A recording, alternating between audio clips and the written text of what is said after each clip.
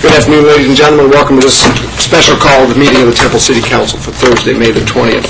It's a workshop session, and in this session of the workshop agenda, we'll hear presentations from various public service agencies in our community. So we'll receive presentations from these agencies regarding their activities and funding requests for fiscal year 2010 and 2011. Mr. Blackburn, anything you want to open us up with on this? No, sir. Very quickly, Mayor, you have the second round of your public service agency presentations today. You should have hopefully your notebooks in front of you or information. We can get those to additional information if you need those. But you have Keep Temple Beautiful, Ralph Wilson Youth Clubs of Temple, Bell County Human Services Department, Temple Civic Theater, Temple Parks Foundation, Tribal American Network, and visually impaired persons who are VIPs, all scheduled for this afternoon. We have a couple of hours blocked off in this room, and then when you complete the PSA presentations and discussion, we'll go back upstairs to the conference room for a work session on other budget issues. Okay. Thank you, Mayor. Very good. Thank you very much. Council, anything you can before we get started? Go from last presentations, anything you want us to do differently? No? Okay. Ms. Rasco? All right, thank you very much. Keep Temple Beautiful. Yes, Keep Temple Beautiful. I wanted to speak here on behalf of that. We have our Executive Director, Tanya, with us as well, and Thomas Baird, our Chair. We are very grateful as an organization for the work that we are able to do with the city and the help that we receive from the city. We only exist to make this city a better place to live and work, and if we did not have the cooperation with the city on our projects and our programs, we would have no reason to exist. So that relationship is very, very important to us. You have a fair amount of information that should be in your binder, and I'm going to go on a greatly reduced version of that for today. I know y'all know who we are and what we do, and so I just want to, this will be more just some reminders. Our core mission is to improve the quality of place and quality of living here in Temple, and we do that through strong community partnerships, fostering community pride. We feel like we are raising the bar on what our citizens can expect from their community. And we're focused on long-term solutions. We really want to address issues at the root and not just gloss over them. The benefits that we provide, we believe are a really good return on investment. We take donations and dollars and turn them into much more with volunteers and in-kind services, and Thomas is going to talk a little bit more about that. We think we are candid problem solvers. We're a very hands-on organization. We get out and work hard in lots of different arenas. We believe that the quality of place we are trying to achieve attracts some of the best businesses and the best employees and brings a great value to our community. We also implement projects that free up city resources. We think this is a real important thing that we do for you. One of the most prominent is the redevelopment grant, an incentive grant that we work on. That is essentially a staff position at some level that Tanya does and works for the city on. We also help increase public awareness in a lot of different arenas. The three objectives that we had last year was to foster development along Temple strategic corridors, and I just mentioned the redevelopment grant and incentive program. We had projected to help with 70% of the applicants, and we actually was able to do more than that. Our second objective was to develop and facilitate programs that encourage litter prevention, beautification, pollution prevention, and conservation. We have many, many, many different types of programs. I think that's a really neat thing about Keep Temple Beautiful, the range of things that we're able to work in. We did a somewhat smaller number of programs and events and reached somewhat less people than we had hoped. It was fairly directly related to the reduced funding that we got from what we anticipated. I'm just not able to spread a person that far. And the last objective was to plan and coordinate with the solid waste department, both citywide, school campus, and neighborhood cleanups. We had slightly less than the 75 that we projected, but that's still a lot of cleanups to hold all across the city. And again, with a little more funding, we could have probably stretched that out. So I just want to leave you with, we believe that Keep Temple Beautiful is in Temple's future. We have a very good track record at raising money for projects. We are able, when we've got a good project, we can get the funds to implement that. What we and most nonprofits are not good at is raising money for salaries. Nobody wants to be the champion for that, and that's where the city can really help us and has helped us, is try to cover our salary cost so that we can keep an executive director running full-time and working all these projects. And I can assure you that we can take your money and stretch it much further with that ability to work with the in-kind and other sorts of donations that we get. And at this point, I'll turn it over to Thomas, please. Got it on the side now. Y'all trying to mess me around here. Okay, I think you can hear me. Mayor and council persons, I appreciate the opportunity on behalf of KTB to be here today. All of you know that this is a passion for me. It's something I feel very strongly about. Early this spring, I was working with some realtors down in Williamson County, in Georgetown, and I had them up here, and we were looking at some property and doing some things for some things they were trying to get accomplished and promoting Temple. And they said, you know, I never knew this was here. I never realized this was going on in Temple. And I asked the question, I said, well, what did you think about Temple? When you thought of Temple, what did you think? And about that time, an old, ratty, beat-up, junky pickup drives by. And they said, that's what I thought of Temple. And, man, it wounded me to the core. And because there's a perception out there that sometimes that Temple is not what it really is. And they can look at a few areas that are most obvious on the interstate and other places, and they get a view or an opinion of our city that is incorrect. But it's a view that others have.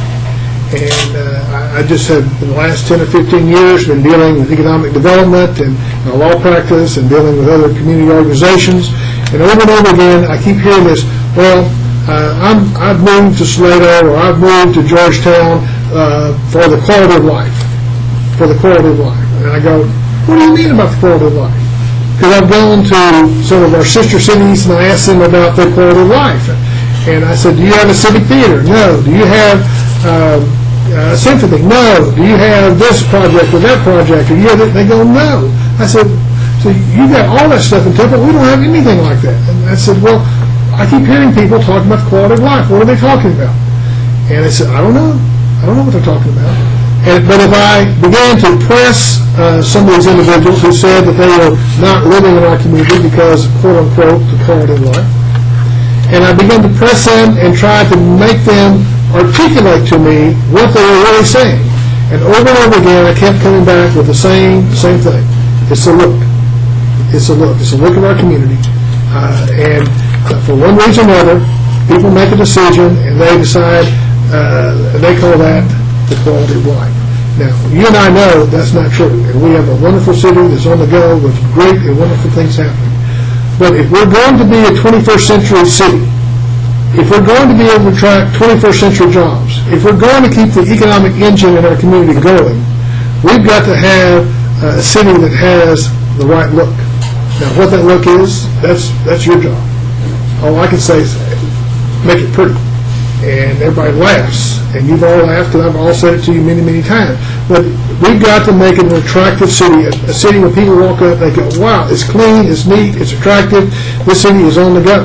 And it takes many, many things. It's code enforcement, it's signage, it's landscaping, it's masonry ordinances, it's redevelopment of our major strategic corridors, it's the TMAD, it's the interstate, just some of the areas that are old and blighted that are being redone, it's tearing down old facilities that are burned down or whatnot, and it's replacing them with 21st century types of development. It's a look, and it's an attitude of the citizens. A lot of it has to do with what people think and what they feel, and it has to do with the look. That's what KTB is all about. It's helping the city of Temple, its citizens, the city government, help to develop a city, a place, a community where people say the quality of life is great. It's not only the look. We've got all the things that go into the symphony. It's the school district. It's the economic development. All those things that go to make up the community, and it's also what it looks like. And that's what KTB is all about. And so we are asking you to help us help you. And we want to be the organization that best represents what City of Temple is all about. We want to be the best partner you have. We want to bring together all the resources we can do. I've read some numbers and some of the materials we get from Keep America Beautiful and Keep Texas Beautiful, and they talk about the value of volunteers and things of this nature. If you look at all the material and add up all the volunteer hours and all the things that we do and the in-kind donations and things of that nature, they say that the value we bring to the City Temple is somewhere between $400,000 and $450,000. Now, that number boggles my mind. I'm more practical. I like to reach out and touch things. And so I sat down and began to go in my mind all the things that we've got. And the problem is, many of the things that we bring to the City of Temple doesn't show up on our balance sheet because people bring them in kind, or they pay things on our behalf directly and things of this nature. But just the things that I'm aware of is about 3 to 4 times the amount of money that the city has given us in the last several years. And so we believe that we bring 3 to 4 times the value of the money that you invest in us. And we're asking you to help us to do more and to do better. I understand this is tough economic times, and I'm glad that I don't have your job. And I understand that it's you've got to be Solomon, and you've got to take the money and resources that are out there and spread them among many good organizations who do wonderful things for the City of Temple. But in the balancing, I've asked you to take in consideration that you've got to keep this economic engine going. We've got to have the work that's going to allow people to come here and want to locate their plants and their businesses and want to, if they're professional people, want to settle here, places that people want to call home.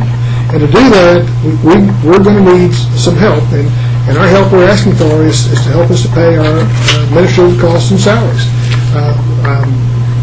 Many of you know that I've gone out and I've twisted arms, and by my good looks and my pleasant personality, we've been able to raise a great deal of money. We've raised almost all the money we need when there's a project out there. And I will commit to you to continue to do that. What I have not been very successful is raising money for salaries.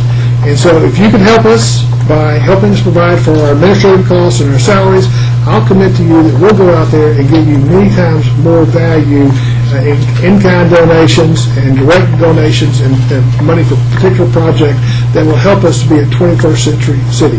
And I just thank you for your help and your commitment, and I appreciate whatever you're going to do in advance, but I hope it's a lot. Thank you. Thank you, Thomas. Question? I didn't know if Tanya was going to Afraid I'll say more. I understand. Not at all. Appreciate your message and all that you do, Thomas. That's for sure.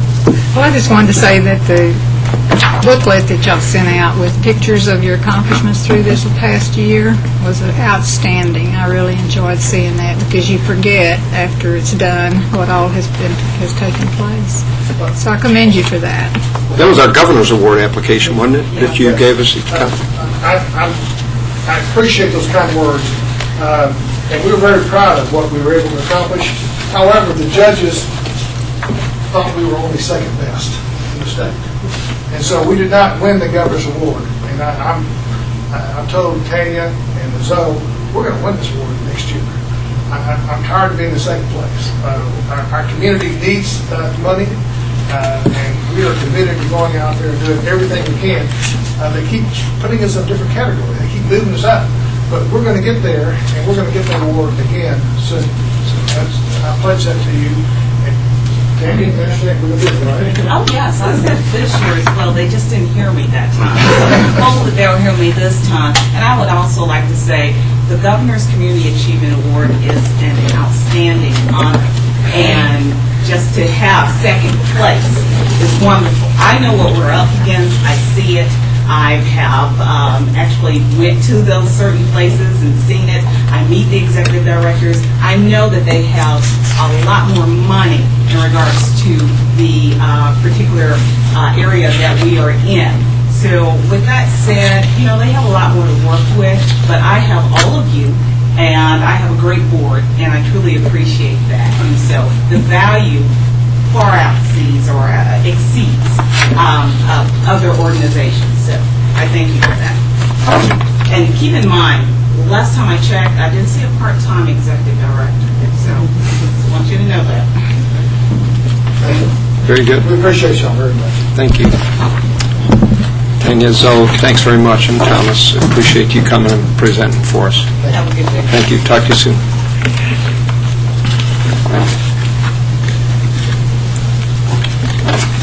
Our next presentation is Ralph Wilson Youth Clubs of Temple Incorporated. Mr. Charlie Kinney. When did y'all move the podium? Last fall.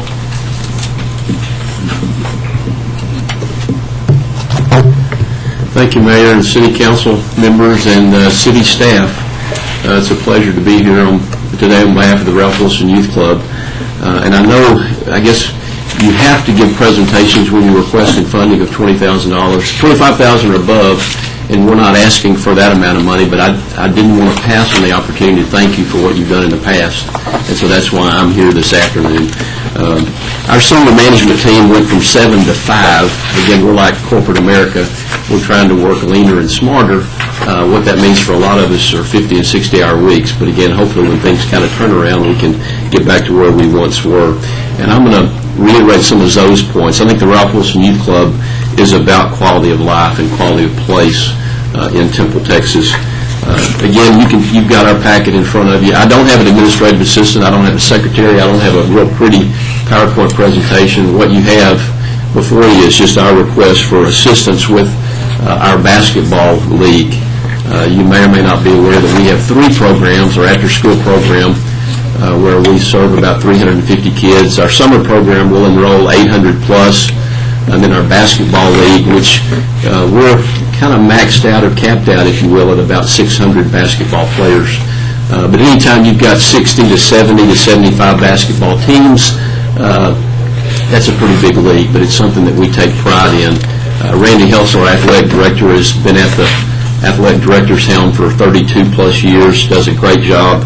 And again, we could not do without him. We could not do without our partnerships in the community, that being the City of Temple, TISD, Temple College, United Way, and others. But again, during the months of January, February, and into early to mid-March, again, basketball is Monday, Wednesday, Friday practice days, Tuesday, Thursday, Saturday game days. And again, with the help of TISD, they open up the neighborhood schools for practicing, and then again, Temple College. And I mentioned this yesterday at our State of the College luncheon, that it's not like TC has an abundance of gym space, but Coach Scott allows us to come out there on Tuesday, Thursday nights, and Saturday mornings for our basketball games for the older kids. But you've got our breakout there as far as budget and funding information, as far as salaries, supplies and equipment, insurance, contracts, repairs and maintenance. Our after-school program mirrors TISD's population, if you will. I've heard Dr. Battershell say that approximately 70% of TISD's population are on free and reduced lunch. Those are the same kids that are asking us for scholarship assistance. And again, we find ways to get kids into the program and not ways to exclude them. But again, it's $60 to play in our basketball league. If we charged what we needed to charge, we would probably run off about half the kids. But again, we've tried to just toe the line and keep our fees affordable, whether it's $265 in a summer program, $350 for year-round after-school care, or $60 for our basketball league. I hope you have copies of the thank you letters, and these are just a few. These are the things that kind of make your day, and I keep a Hall of Fame folder, if you will, and some of you may do the same thing. I work basketball 60 hours a week during the season, more for crowd control than anything else. It's embarrassing when you have to escort a parent or a grandparent who's been cursing officials, but it happens, and we have to do that. But when you get a thank you, I like to hold on to those things. And again, these thank yous went to Randy, not to me, but Dr. Bill Maria, Scott and White, again, coached the Little Aggies team. And like all seasons, we've had children playing Ralph Wilson Youth Club basketball. The games were well organized and well officiated. The experience that the kids get playing Ralph Wilson Youth Club basketball is great preparation for middle and high school basketball. And I know one of the things Randy does, he likes to track whether it's Temple High basketball or whether it's Belton or Academy or a Troy or Salado. It's neat to see those kids grow up in our program. The second thank you letter is from Tom Anderson at McLean's, and he's one of those, I guess, 40% of the Belton ISD families that live in the Temple City limits. Again, this is somebody that played in the Belton Christian Youth Center League last year. Thank you for the hard work you guys put into running a great league. I wish we'd come over a couple of years earlier. I'll spread the word. Well, again, from a space standpoint, I don't know that we can handle too many more kids, but again, that's a nice thank you. And the one that really is near and dear to me, I guess, the third thank you, we deal with a lot of single-parent families or a lot of situations where mom and dads are both working, and a lot of them are not able to help, whether it's coaching their kids. But we had a situation where we've got a child living with mom. Dad is actually living in San Antonio, and he commutes to coach and or practices for his kids. And to me, I want to thank you and your staff, Randy. I really enjoyed the few months of basketball and didn't even mind the drive from San Antonio every few days. I cannot say how impressed I was with you, your staff, and the referees. I only wish I'd coached my son sooner because this was so enjoyable. And again, I know my dad coached my teams growing up, and that's a special moment for that particular parent. And then again, we've got another one from Kevin Coates. But again, I'm like Zoe. Again, I just want to thank you for the job you do. I know you've got some tough decisions. And again, the Ralph Wilson Youth Club, moving forward, you read the newspaper, we're not sure what I-35 is going to do to us. We know it's been a tough year or two, but we've got a great board. We've got great partners in our community, and we know that things are going to work out. But again, that's our plea, and I guess to you today is to continue your support of our basketball program, which we feel like is very beneficial to the city of Temple and our youth. Questions? Thank you. Questions for Charlie? Only 60 hours a week? Only 60, and I'll be glad when I can turn my chamber job over to our permanent president, Winnie, if we get to that point. Why don't you tell everybody what time you got up this morning? Well, I mentioned this. I told Danny in our chamber meeting this morning, if I appeared nervous or fidgety, it's not that I'm nervous. Last week we interviewed chamber president candidates, and I've lost a lot of sleep over this deal in just one of those. I woke up at 3:20. The movie The Rookie was on, and I got on my stationary bike about 3:30 and got off about 5:30, and then showered and went to Bible study and then our chamber meeting. So don't try to reach me tonight after about 8 o'clock because I'm probably going to turn in early. So You'll deserve that. thank you. Great. Thanks a lot, Charlie.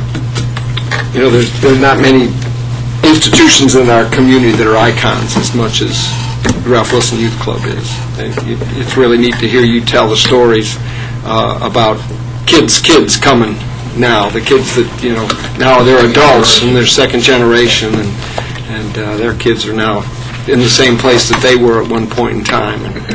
And that's really just speaks volumes for this community and for the institution that Ralph Wilson has become in the city of Temple. So it'll be interesting to see what happens in the next 4 or 5 years with the highway and everything. And I know this community will come together to help find the right place for Ralph The Wilson. Astrodome example before, but again, growing up in Lufkin, we used to go to the Astrodome. It was the 8th wonder of the world, and I think the youth club has been too. But obviously the Astrodome is not where the Astros are playing baseball today. And again, 5 years from now or whatever that time frame, we won't be at 310 South General Bruce, odds are. So, But Ralph Wilson Youth Club will be just the same icon that it is in this community today because it's not the buildings. right, So, yeah, great. Thanks for all you do. Thanks to Randy as well. appreciate it. Appreciate you, man. I'm going to go drive a bus. Bye. All right, good. Don't fall asleep while you're driving. I won't. Okay. I'm probably Okay. out. All right, okay. Good.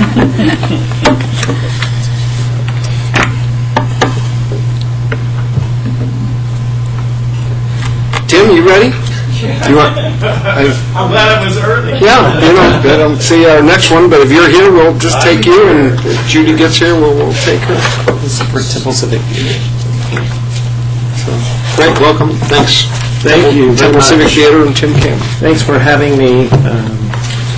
I just came from, in fact, there's still paint on my fingernails. I hope you can't see it where you are. We're opening a show tomorrow, so I was just with a bunch of volunteers painting a set black and white, a giant black and white set. So there's a a little left with me here. I guess, are you guys going to just pull it up? You want me to use the clicker?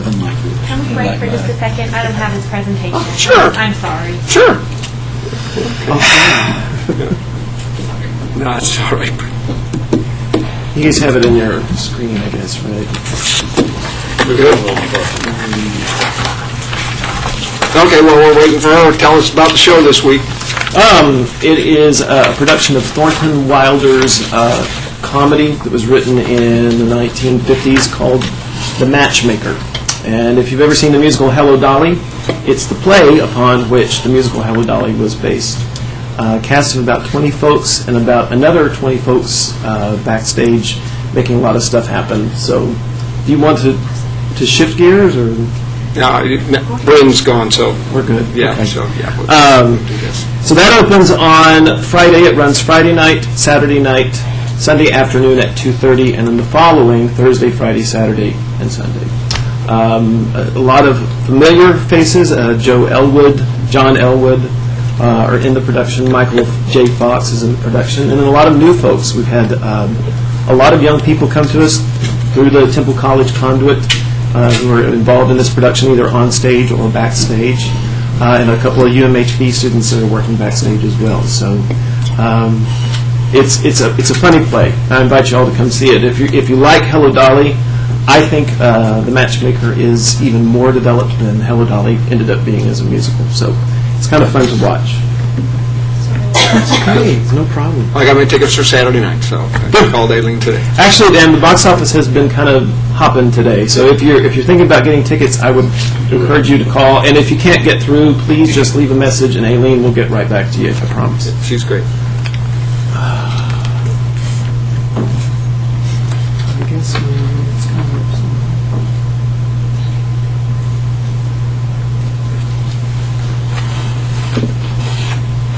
I'm not as skilled a technology person as I would like to be.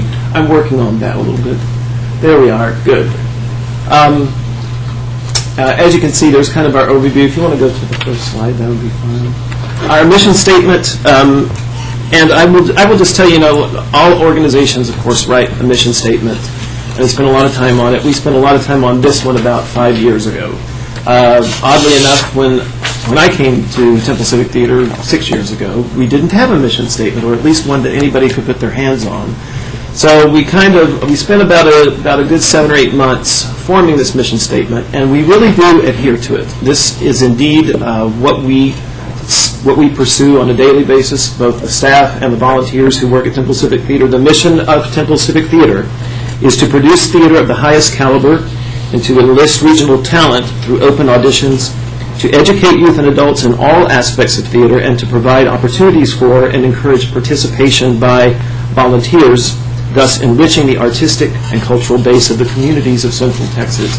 Sounds like a mouthful, but if you look at all of those words there, that's exactly what we're doing every day. And we enlist hundreds and hundreds and hundreds of volunteers in our building. In fact, there's about 40 people up there working right now to hurriedly get the sets and the costumes all ready for tomorrow night.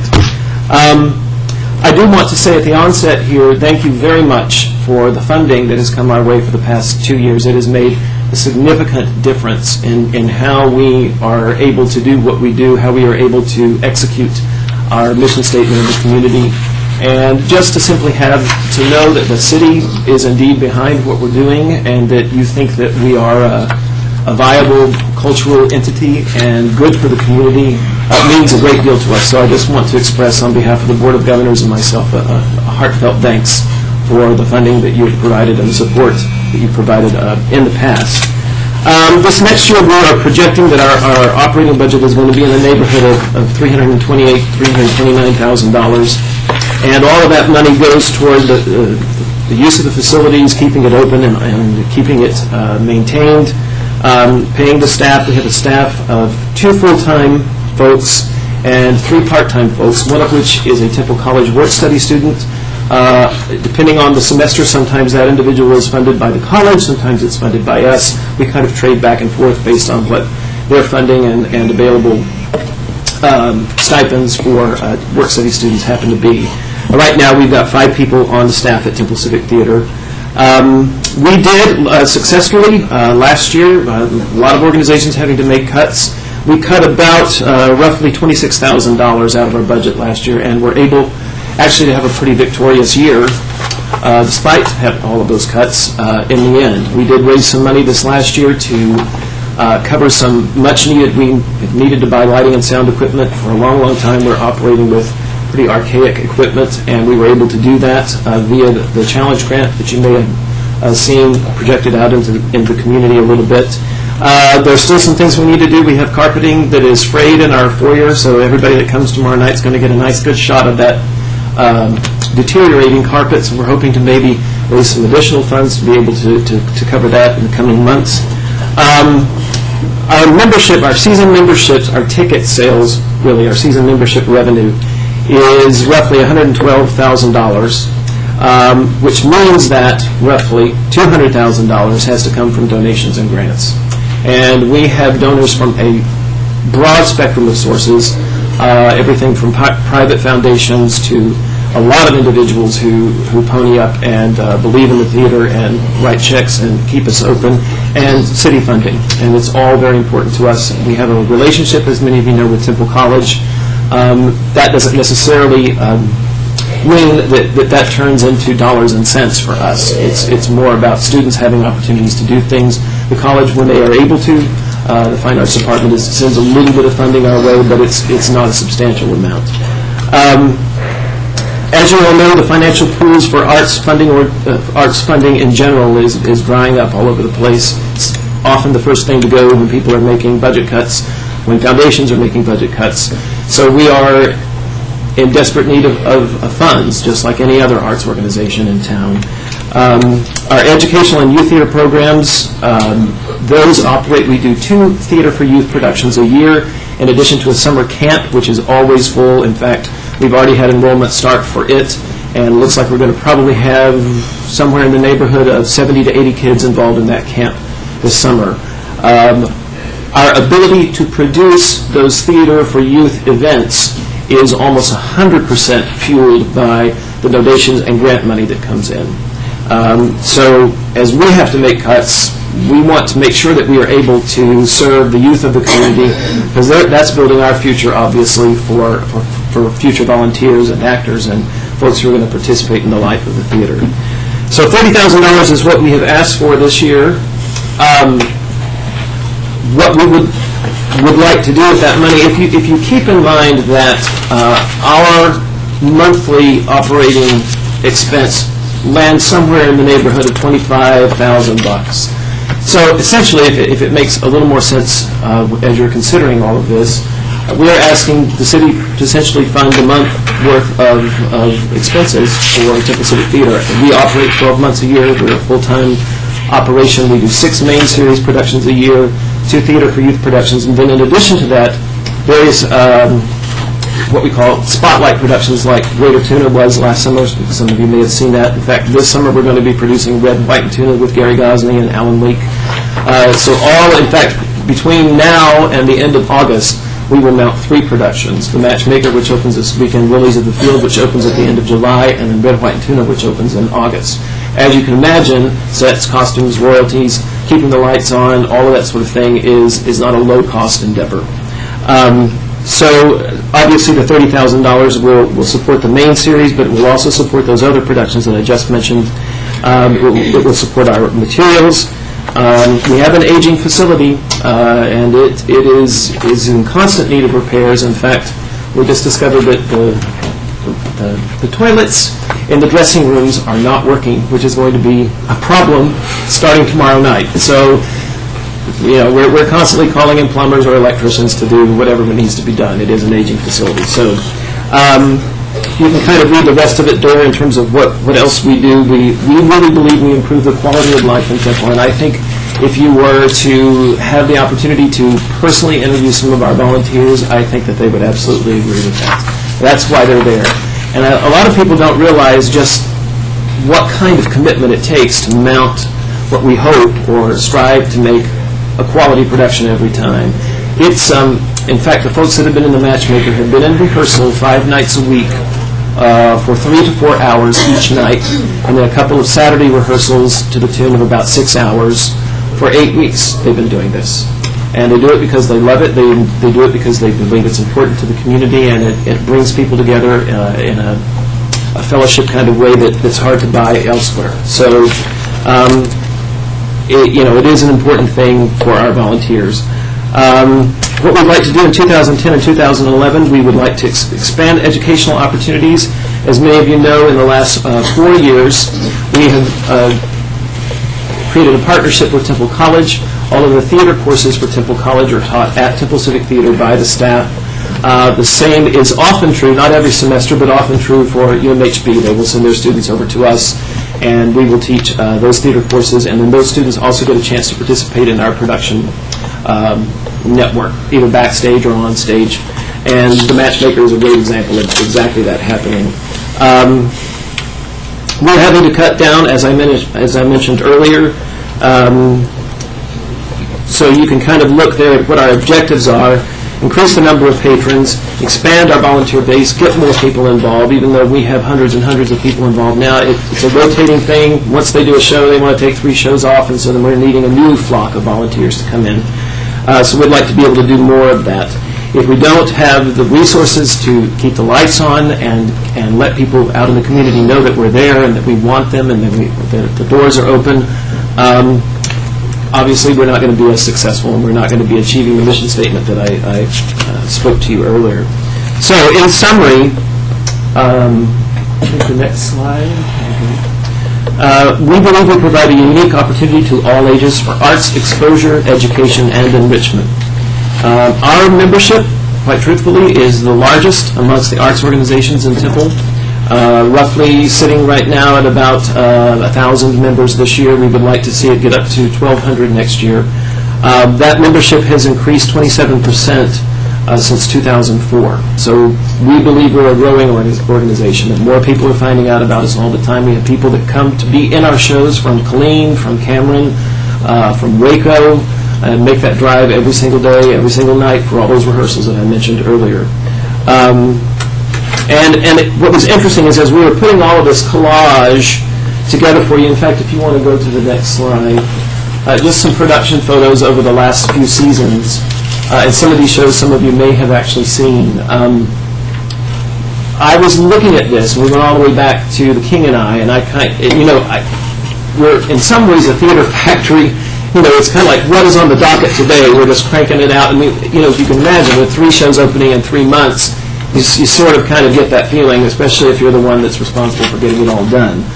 But as we were putting all of this together, I kind of went back and looked over some of these images, and there were people whose faces I recognized, names I remembered, some not, and I thought, oh my gosh, I forgot about her. And then a lot of people who started way back in The King and I and now are involved in almost every single thing that we do. So it's an important thing. And you can see, you may recognize some of the faces up there, Janice Wilson and Michael Evans and Michael Fox, a number of folks, and some of those people, in fact, all of those people are involved in this show we're opening tomorrow night. So thank you very much. I appreciate the opportunity to be here. Okay. Thank you. Any questions? Questions? Okay. Thank you. Break a leg. Thanks so much. Thanks. I'm going to go paint. Thanks so much, folks. Bye. Thanks, Tim.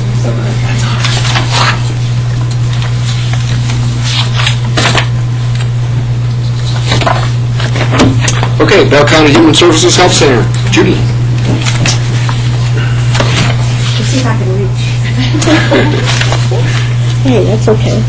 Good afternoon, Mayor, City Council, ladies and gentlemen. My name is Judy Morales, and part of Bell County Human Services Health Center at 11 North 2nd here in Temple. First of all, I want to thank you for this opportunity and for all the years of support and partnership in helping to serve the community that we've joined with you since 1972. We've been here, and so we go back a long way. For the sake of time, I'm just going to highlight a little bit of information because I do have 2 ladies here that would like to just share with you the outcomes of some of the work that's been done with the Health Center and what has helped them towards their self-sufficiency goals. As I mentioned, the Health Center has been in our community since 1972. We started out as part of MHMR. And in 1993, we became under the auspices of Bell County. And at that time, that's when we partnered with the city to help with the operations and administration funding. The purpose of the mission is to help people help themselves. It's very simple. First of all, by alleviating the immediate crisis, and then by linking it with other resources that leads to self-sufficiency. In many cases, we offer a case management and ongoing support for many of the customers, and we're seeing some positive changes in which you're going to hear about in just a few minutes. For a lot of the disabled and the elderly, I think what we really offer is just hope and emergency help so they can get to the next month. We offer all kinds of information and referral.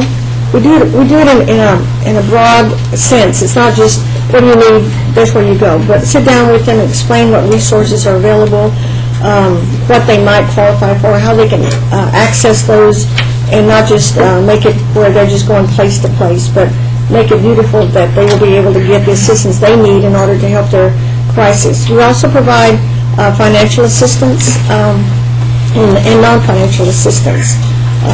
Each week we also have classes. For people who want to come for financial assistance, we require, unless they're elderly or disabled, to come to our orientation classes, which we provide some basic skills, information on budgeting, career planning, employment opportunities, health and nutrition, energy conservation. We work with a lot of utility companies on showing them what they can do to help reduce their bills so they don't have to come back the next month. Some very basic information we think is really been proven to be very helpful. We also have outreach agencies that come to our center on a rotating basis, the Aggregate Life, which provides some of those classes, Families in Crisis, Section 8 Housing, Hospital, Catholic Charities, and this year we were also very involved as one of the sites for the 2010 census. We had people come over and we assisted them with those forms. We work very closely with the different agencies, with Workforce, because as part of the One Stop, it's a constant referral to let people know what training is available and how they can access it. The Food Stamp Office, the Age and Disabled, and all the other agencies around our area. We also serve on many of the boards and advocate for a lot of gaps in the community that I think that we're hopefully making some difference in that. For example, with our Embrace community, we've been able to work with Temple College and expand our English as Second Language classes and our citizenship classes, and helping people to be able to better assimilate into the community and be productive. With the Heart of Temple Angels Alliance, the Homeless Alliance, Hill Country Community Action, our LULAC, our CARE Network, and many more. To give you an example of some of the numbers that we deal with on a yearly basis, this just for walk-in and call-ins, we've contacted over 25,000 contacts a year. And financially, we were able to help last year 2,289 individuals who had different kinds of crises, and that included help with their rent, so they weren't evicted, maybe deposits, utilities, child care, medications, bus tickets, hop tickets, birth certificates, IDs, health cards, work boots, test fees, college books, GEDs, uniforms, workbooks, tools, anything that a person needs that we've got funds for to help them get to the next step, so that they're able to take care of themselves and their family. We were able to bring in over $379,000 outside into our community for those emergency assistance. And so, of course, we partner with the Hill Country, with TXU, with Reliant, federal funds, Bell County, the city, CDBG, United Way, and donations, local donations. We have 5 full-time staff people. Our personnel budget is about a little over $250,000, and our operations about $80,000. We're requesting $50,000 to help with the operation, to help keep the doors open. We believe that the funds provided by the city is really an investment and a partnership in helping us help people with their lives, as it allows them to meet their immediate crisis, and which eliminates a lot of the unforeseen crises that people have to deal with.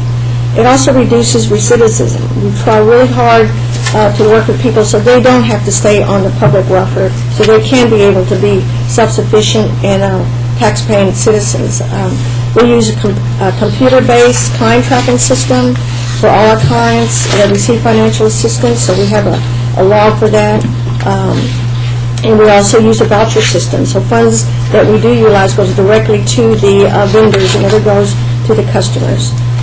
For some of the customers, we're able to measure a lot of the outcomes by just being able to meet their immediate needs and putting them on a case management program 3 to 6 to 9 months, even up to a year, that allows them to come in once a month and we follow up with them to be sure that they're achieving their goals. Are they back? Are they still in school? You know, are they doing the things that they need to do to keep their job and so forth?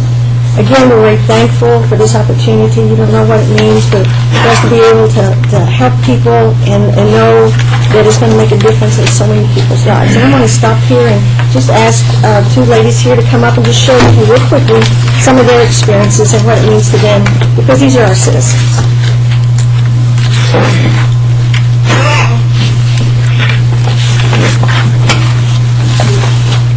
This is just a brochure. I didn't have time to put a PowerPoint together, but I think you know what we do, and about just explaining that with that brochure, that would be good. Thank you.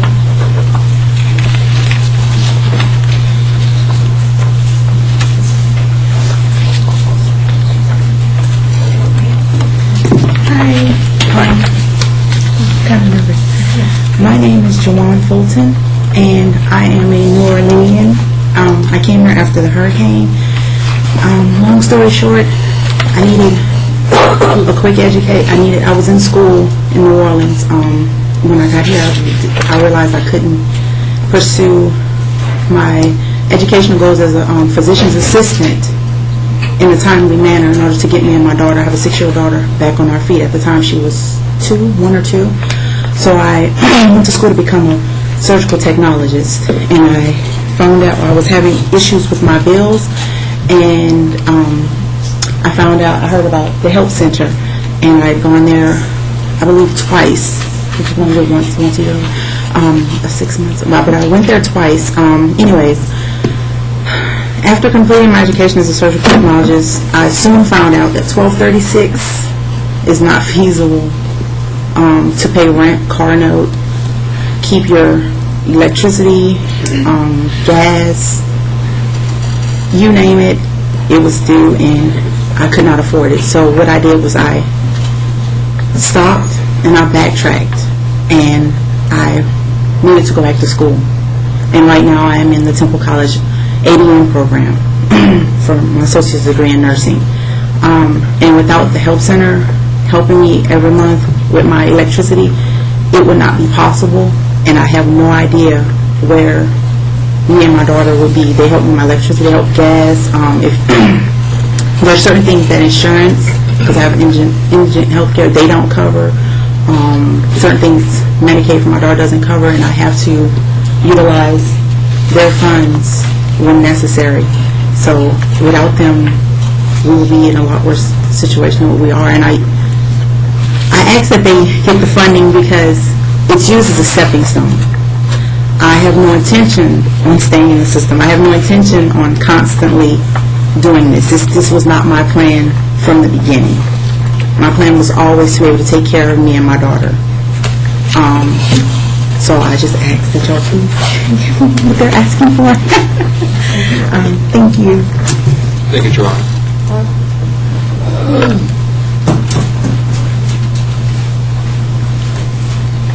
Hi, my name is Donna Reeves. I'd like to ask for about 3 minutes of your time to tell you a journey. I was a business owner here in Temple. I had a drafting business. My largest contract was Pactiv Corporation. I had 2 part-time employees. I put myself through college as an adjunct instructor. I was contacted by a man I dated for 4 years as a young woman 2 years ago. He was very prosperous, had a business he'd owned for 30 years, and convinced me to share my life with him. I gave up my life and moved to Katy, Texas, into a $400,000 home, and was on my way. I was going to go to graduate school for architecture, and found out this man was an abusive man, not the man I knew. I was hit by a drunk driver a year and a half ago, and in 4 days, he completely shut me out of his life, and I lost everything in 4 days. I had major surgery, no money, no insurance. My bank accounts were closed. My credit cards were gone. Everything I believed in and trusted in and hoped in and had worked hard for was gone. I gave up. I crawled up into a room after surgery, and I didn't leave for 4 months. My doctor said they had tried to contact me several times, and they couldn't, and finally I returned a call. They were so concerned, they made an appointment for me with MHMR, and they said I had post-traumatic stress disorder. After 9 major surgeries and losing everything, you can understand why. Shortly thereafter, we had 6 deaths in our family. My father was one of them. He was an executive at McLean Industries. I wanted to quit. I wanted to give up. I had worked hard. I had tried hard. I was a middle-class citizen. I was doing everything I knew to do and all the right things I wanted to do. I was active in my church and community. Who are you helping? You're helping me. I started over 3 months ago with the help of Helping Hands, MHMR, WIA, DARS, and many of these organizations, Lone Star Card. I am a food stamp recipient. I'm trying my very best to become a certified teacher so that I can serve the children of your community. I'm substituting 1 and 2 days a week. I'm taking anti-anxiety medication so I can change my life. And because of Helping Hands and a woman that believed in me by the name of Judy, she gave me a $25 voucher so that I could attend a substitute orientation. And then she gave me another gas voucher for $25 so that I could become a substitute teacher. I had no money. I have a degree. I had a business. I had a nice middle-class life. Now I'm starting fresh and new. Does Helping Hands make a difference? Yes. I have a quick story to tell. I have a sister that went through these programs. She got a nursing degree. She opened a nurse's aide training school. She in turn trained over 1,000 nurses' aides. Those nurses' aides find her in all kinds of places in the city daily. They say, because of your program, I'm now an RN. Because of your program, I'm now working on becoming a doctor. She used these same programs to get where she was going as well. She used WIC. She used food stamps. She used the block grant to pay for her children's daycare while she was attending nursing school. Do these programs make a difference? Who are they servicing? They're servicing possibly you. Could be you. Did I think I would be needing these programs a year and a half ago in my $400,000 home with $200,000 of art hanging on the walls? No. Am I grateful? Yes. Does Judy make a difference? You bet. Please continue to fund her. And as you can see, we get people of all walks of life, from every angle that walk in the center, because, life is, those are some things that we never know, and we're just thankful that you allow us to be part of touching lives and making a difference. So with that, I'll be ready for any questions. Great, Judy. Thanks. Questions? Judy? Senator? Mayor, just a quick question. Judy, I was looking over your performance metrics, and on your emergency financial assistance for last year and then estimated this year, it's actually a decrease, if I'm reading that correctly, from... It varies because we get different funding. We apply, like for TXU, and maybe 1 year we'll get $200,000, next year we get $125,000. No, I'm sorry. I meant the... Oh, okay. I think I see what you're saying. The dollars that you have, this isn't necessarily representative of the amount of requests you get for that funding. No. This is outside funds that we bring in. Dollars that you bring in, you're able to give out. Okay. Right. Yes. And you're right. Sometimes we're in the federal fund, it's less this year than it was the year before. We never know. We were able to get a little bit of stimulus money last year we didn't expect. It was like maybe $20,000. So each year is different. But that reflects outside funds that we bring in to assist families and individuals. Thank you. Other questions? Thanks for the work you do. Thank you. Thank you. Obviously, it makes a difference. Ladies, thanks for bringing your stories and sharing those with us. Appreciate that.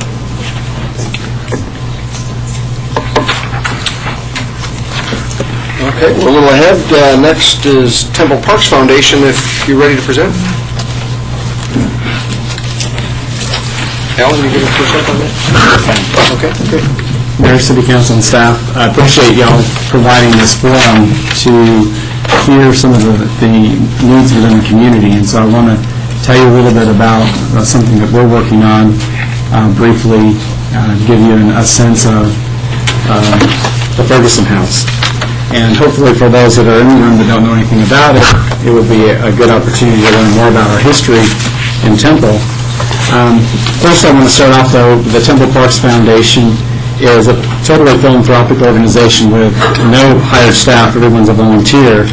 And our mission is to provide increased awareness, quality, and usability of our parks and green space. We want to enhance the community health and cohesiveness by making the environment that we live in more appropriate and pleasing for our citizens. And our vision is to make Temple the most livable, beautifully connected community in Texas. So I want to jump in a little bit. History was made in Temple. The Fergusons represented a family of governors.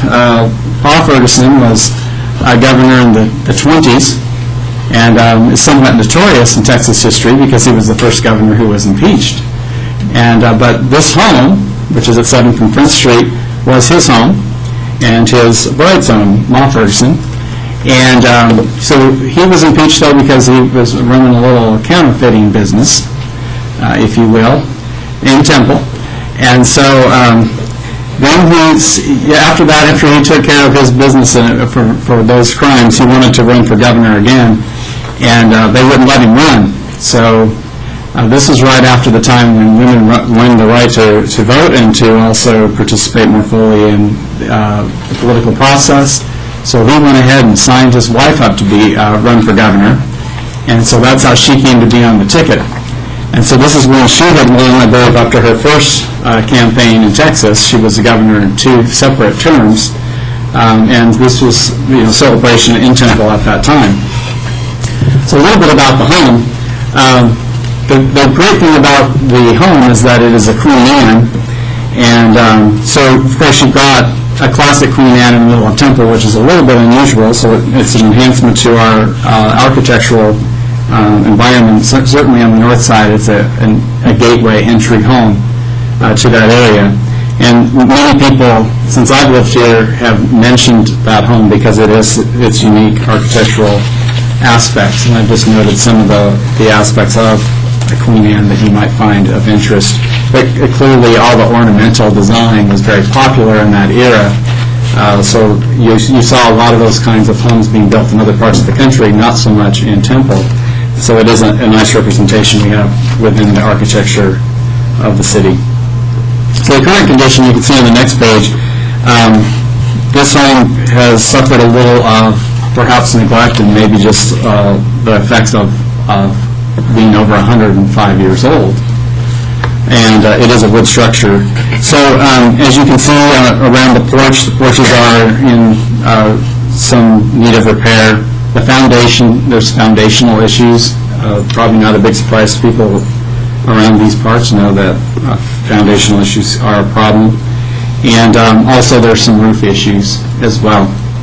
So we believe, and we have had a review by an architect that looked at the home and gave us an assessment. So we have a pretty good idea. I'm not saying we have a complete idea of what all the issues are, because you never know about things like that until you get into the details, but it was a fairly thorough review.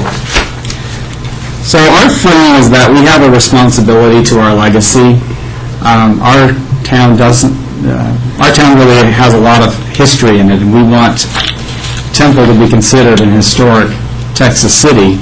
And this is certainly one of the probably most historic elements of our city that we need to, one, educate our citizens of. We'd certainly like the rest of Texans to be able to be aware and see some of the history that occurred in Texas as well as in Temple. And we don't want to see our landmarks like this be paved over. are turned into apartments, and certainly we don't want them to be an eyesore.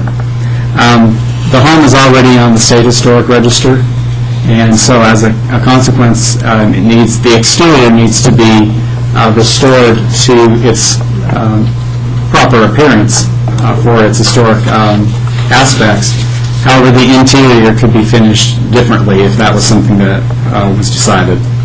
But we believe that the city, that the home is also an asset to the city's downtown and historic districts, and many people I know that appreciate the north side appreciate that as a gateway home. Some of the connections of this project with the city's strategic plan. First is Strategic Goal 9, citizens engagement, education, responsive government, and community support, keeping citizens informed and engaged to encourage participation in local government and community. We believe this home provides a good opportunity for education, as well as involving citizenry in the history of Temple and the value that the citizens of Temple over time have had to both our community as well as the state. The next one is Strategic Goal 10, enhance image and identity for Temple. 10.1 is develop policies, practices, and incentives to influence the location, pattern, and character, quality, and timing of new growth. And we definitely want to see a vibrant north side. 10.2, focus on development, quality, and outcomes, as well as public beautification efforts along Temple's major corridors and at community entries. And as I mentioned earlier, this home is a gateway home to the north side. 10.3, support a renewed vitality and development interest in Temple's oldest neighborhoods. The other thing that you might find of interest is that the home lies within the historic district. It also lies in the northeast quadrant of the strategic investment zone. So I've provided you with that information as well. So what our plans are, we believe that it requires 3 phases. The first phase is presently it is in private hands, and we believe we need to move it out of private hands in order to raise money to try to go into phase 2, which is to stabilize the home foundation, roof, and siding. Phase 3 is to ensure the house is dedicated to education, community development, and preserves Temple history for future generations. And it's 105 years old now, and so right now it's a very old home, but I think that its value only goes up exponentially at this point because of the age and the value of that history moving forward. So funding sources, and I want to make this clear, we believe that it's a responsibility of our group of folks that's working on the City of Temple Parks Foundation to move the home out of private hands. So we're certainly not asking the city to assist us in that way. What we are looking for is assistance after the home is in a public community philanthropic organization's hands to help to stabilize the home and work on its restoration so that it can be preserved. We believe that the home could serve several purposes. One of the purposes we think is important is that we think that the grounds should serve 2 purposes. One is to provide gardens that would be welcoming to individuals that would be pedestrians through the area that want to visit the north side. The other thing that we think would be of value is to provide some kind of signage within the grounds so people could learn of the history of the house. We don't see the house being a museum. I think that would be very challenging. But we think we could put up signs, if you will, that are meant to be more permanent nature. Perhaps some of them could rotate out about the history of the home, the history of how it relates to Temple, and help people to really see the value that the home had and the history that was there. So I think that it could benefit school children as well to be able to visit the home. They'd be able to see and touch the history of it, but also learn about the history on the grounds while enjoying the connection with their environment in that way. So some of the sources that we would be looking for money after we've been able to move the home into public hands is from the city, as why we're here today. The Texas Preservation Trust Fund grant. That's something we've already been in discussions with that organization. Descendants of the family. We've been trying to make connections with them. And then private donations of what we're calling the Preservation Council. And on the next slide, I've given you some information on the history of the Ferguson, so you can get a closer up view of Ma Ferguson and Pa Ferguson and some of the things that that happened within their life. A very colorful couple, And great history. The Bell County Museum has exhibits on them that I think are of value to those people throughout the state, and certainly in Bell County. The Preservation Council would be made up of individuals donating, as I've noted on the next page. Me for Ma, which was a campaign slogan when Ma Ferguson ran for governor. The Bob Ferguson donor, French and Seventh Preservationist, Northside Leader, Friends of Ferguson House, and Historian. And so we will be working, and we already have been able to obtain pledges for dollars towards this effort.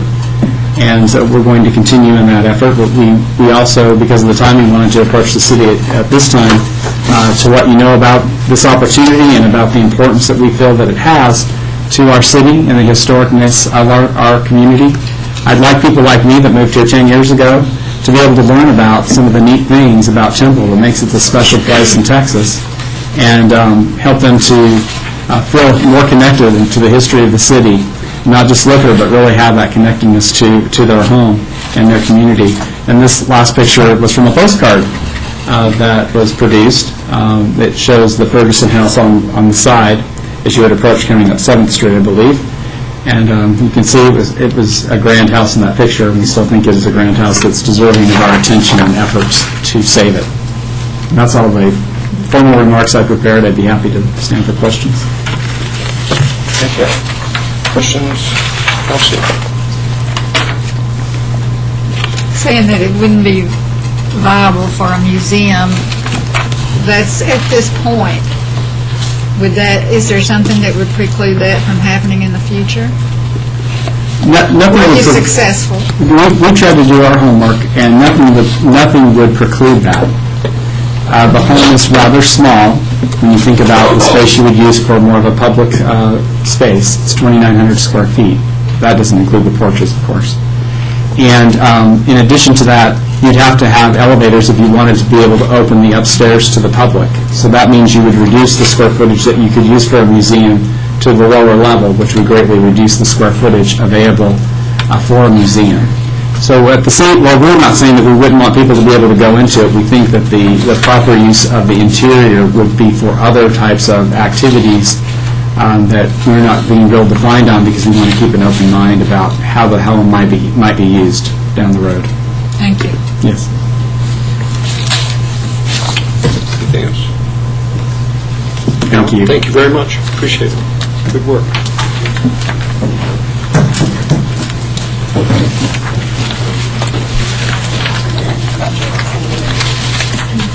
Take a 2-minute break.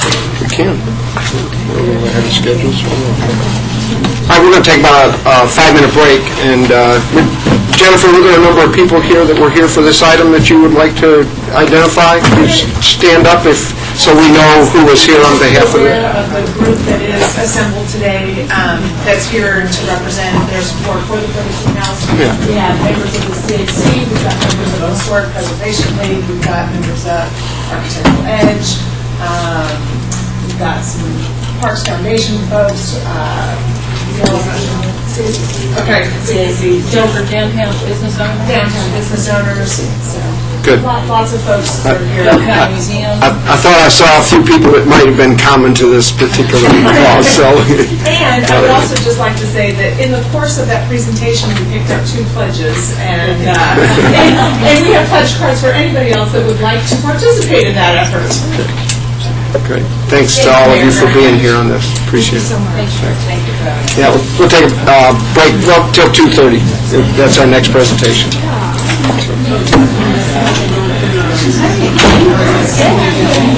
Oh, sir, how are you?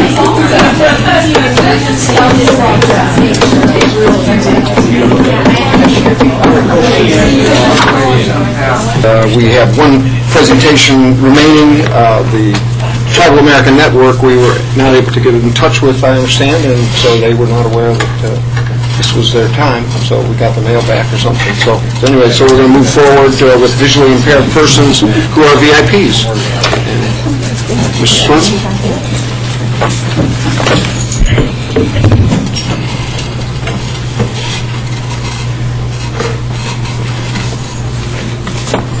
There we go. Think all ready? Comfortable?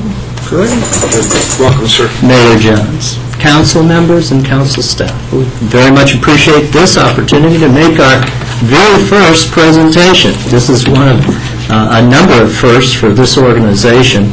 And back in March, even though this organization has been functioning for the past 13 years, providing help and service and comfort to people that have visual limitations throughout this community and surrounding communities, they have now incorporated as a nonprofit organization. And again, this is the first time that we've made a presentation seeking funding for this organization. The mission of it is to provide a network of support of those individuals in the greater Temple and surrounding community who are visually limited, focused on education and improving the daily lives through independent living using adaptive technology specifically designed for the visually limited. Now, I've been an advocate. I'm not a lobbyist. I'm an advocate for people with visual limitations, and we have so many in our community. And you have to know that Temple enjoys the very best reputation of having the organization that Dee Dee DeGraff started 13 years ago. Now, I've got to tell you also that Dee Dee's not here. She's the president of the corporation, but she is not here today because she fell and broke her shoulder and just had an operation this morning. And she wanted to be here, but asked us to go ahead and make the presentation. Another thing we discussed is having one of those beautiful PowerPoints, and I do them myself. But Dee Dee felt, you know what, maybe you should see what we don't see, and that's PowerPoint. So it was just a point to say we do have limitations of what we can do, but we can be a productive and viable part of the community, and with your help, we would like to continue. The program that they're proposing is just a continuation of the program that they do here in Temple. They do a lot of, they'll go to different schools and functions and various other things, and to show the community the side of the people that are blind or the visually limited. So the program she calls is called The Blind Side. A very popular movie. And this new program would provide an extensive resource center in distribution of advanced technology to help the Greater Temple community members who are visually limited utilize adaptive technology equipment and software to better their lives. Through a checkout system, the visually limited would now be able to become even more self-dependent and reliant and less dependent on society. This program also expands the outreach education to others in the community of the needs and the barriers of the visually limited through a program already in place by this organization called Come Walk in My Shoes. And I know that the mayor has been a part of that for a number of times, going to that program. And again, it's another outreach expressing the needs and the limitations of, or the barriers that people with limited vision have. And again, the Temple community seems to have the greatest reputation for having the best program of anyone in the state. And I think that's something that you should pride yourself in, pat yourself on the back. And again, we give a lot of thanks to Dee Dee DeGraff because her heart is so into it. And that's providing help for people that have visual limitations. Now, when we talk about limitations, remember, it's not just blind people, but it's also low vision people. And if you talk to some of the optometrists in the community here, you'll find that there's thousands, well, over 1,000, people that would meet those qualifications, that have needs, yet they've never reached out to find help in some of the adaptive technology that's available. One of the problems is the adaptive technology is extremely, extremely expensive. And what this program does, it provides a pool of resources, different things, where most people couldn't afford the adaptive technology to be able to utilize, to check out, and for us to also take that adaptive technology to people that you would consider shut in, that they've restricted themselves from society because there's just too many barriers out there. So this is an outreach from this group, and right now there's about 20 of them that are willing to give of their time and expertise, and I have a few of them here. As a matter of fact, all these people here are board members of the new corporation. They're very proud and happy to help in any way that they can. That gives an overview of the group and what they want to do. And what I'd like to do right now is ask my wife, my best friend for 33 years, to help us. And we come from Houston. We came over here to show some of that adaptive technology. She's a board member at a group in Houston, and I just happen to be the registered agent for that group. So we do have a lot of understanding and insight as far as what needs to be done. So I'm going to let her get whichever one she wants out first. Just tell us your names if you, for everybody. Yeah, absolutely. I'm Rick Swanson. This is my wife, Linda. Thanks. Okay. And she's going to demonstrate one of the things that's most helpful is to take to the grocery store. Now, when you and I go to the grocery store, understand that 97% of everything we do in our daily lives is orientated around sight. And many people here, certainly in this community, have very limited vision. They don't see the things that you and I take for granted. Well, such as grocery shopping, understanding where the item is and also going ahead, purchasing it, seeing how much it's going to be, and also the ingredients in it. And whoever made up barcodes did a wonderful thing because we're able to utilize this adaptive technology, and it takes the visually limited person to a new dimension. It gives them all the information that they need.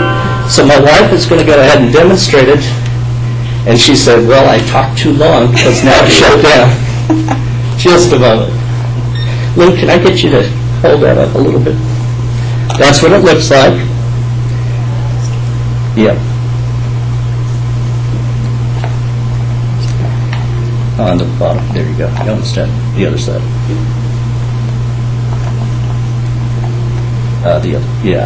The other side. The bottom. Okay.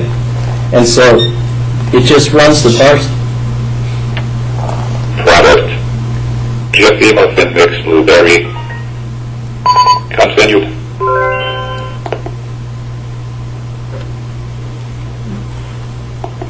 Sugar per serving, 13 grams. Protein per serving, 2 grams. Fiber per serving, 1 grams. I think you get the idea. So as the visually impaired is going through the grocery store, can take any item and go ahead and use the bar scan. It just goes right in front of this thing. And they also have headphones, and it's very unique. It is so helpful. And then those items that you would maybe make your own, pickles. Let's say we're pickling, and you made your own. You just design your own barcode, and it records it, and it always knows that number is going to be your famous pickles that you've made, okay? Now, as I'm amazed as to the technology advances that we seem to go through all the time. It's just wonderful. But these things for the visually impaired, they are truly advanced too. But unfortunately, they're extremely expensive. This unit here is over $1,000. But you can see that so many people could benefit from this by having this available, and that they could go ahead and either check it out or use it to help somebody else, as far as getting one. The other part of it is that the manufacturers of these, if we're able to get them in bulk, we get them at a much better price. And they're willing to participate also, that if we purchase a certain amount of them, they're willing to buy down that cost so we can distribute these to so many other people. My wife's got another product, and this is your iPhone or your iPad, if you will, but it's for the visually impaired. And what it will do, It has buttons. Since I can't see the screen, it just has buttons. And I can download music on here. I download digital books on here. It's a wonderful recorder, and you can download documents from your computer as well. And you can put, students can put their textbooks on here. And it's just so light and convenient, and I use it every day. And I've read so many books since I've had this. isn't that great? It goes through different layers and levels for the visually impaired, so they can go through a book, they can download it.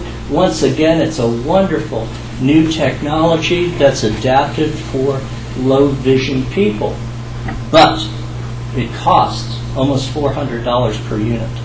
Again, buying it in bulk, being able to go ahead and distribute it, have it part of a resource group is just really a wonderful idea that Dee Dee came up with, and we have to commend her for it. But again, it's getting them, being able to distribute them, being able to train people, other people with low vision with them, and that's not going to be a problem at all.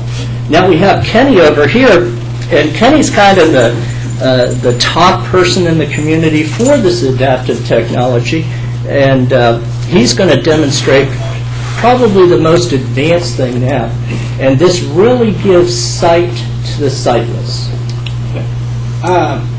This, looks like an ordinary cell phone. Make calls on it, send text messages, surf the internet. What this also has is a program that uses optical character recognition and the camera to read text. And we can just take any kind of text, and you have like a brochure or pamphlet. Yeah, care where you use that. Okay, I got this text right here, and image capture. Taken picture. Reprocessing picture in books, articles, and labels format. Camera is 12 degrees. and it tells you how off you are, or how accurate you are. And it's, of course, it takes a A program. Lee Livingram's forum. And very active group CRVCX the best 1.2 dash D to Z from the GR Eater Temple area at CSCCSN / Bean Pound Cycle Sinis Native C. Max Deep Chuano Pounds TH Mike Stuck Turrell. That's okay, Kenny. But basically, it'll take any kind of typed or printed, not printed text, but typed up text, and convert it, and you can use this to, basically know what it is, whether it be your mail, a brochure, some kind of a letter, and it's basically a convergence of technologies. Cost is, it's always a factor. Regular cell phones nowadays, it costs, $200-300. This costs $1,500, and it, basically, like Rick said, it's not cheap. It is expensive, and it does help people in their lives. Thank you, Ken. So what we're really expressing here is a very unique new program that provides so much for the people of Temple that have low vision, that have limitations.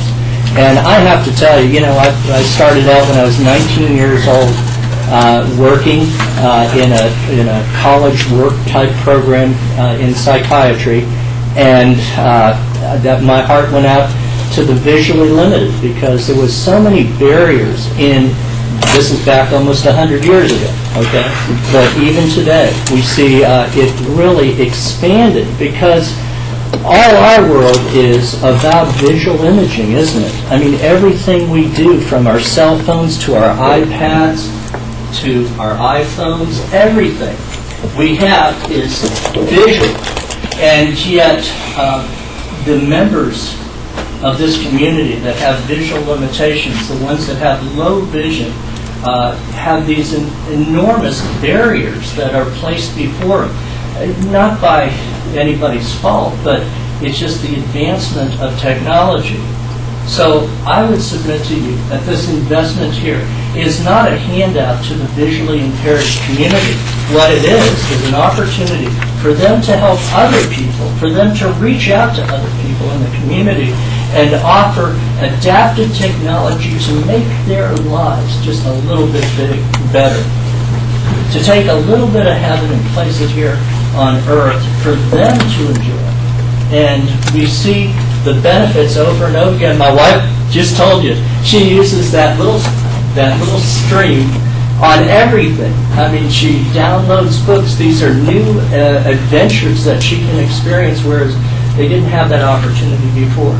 But the cost seems to be prohibitive. But what we want to do is reach out to the community, provide a resource center for them so that they can have access to all this different things.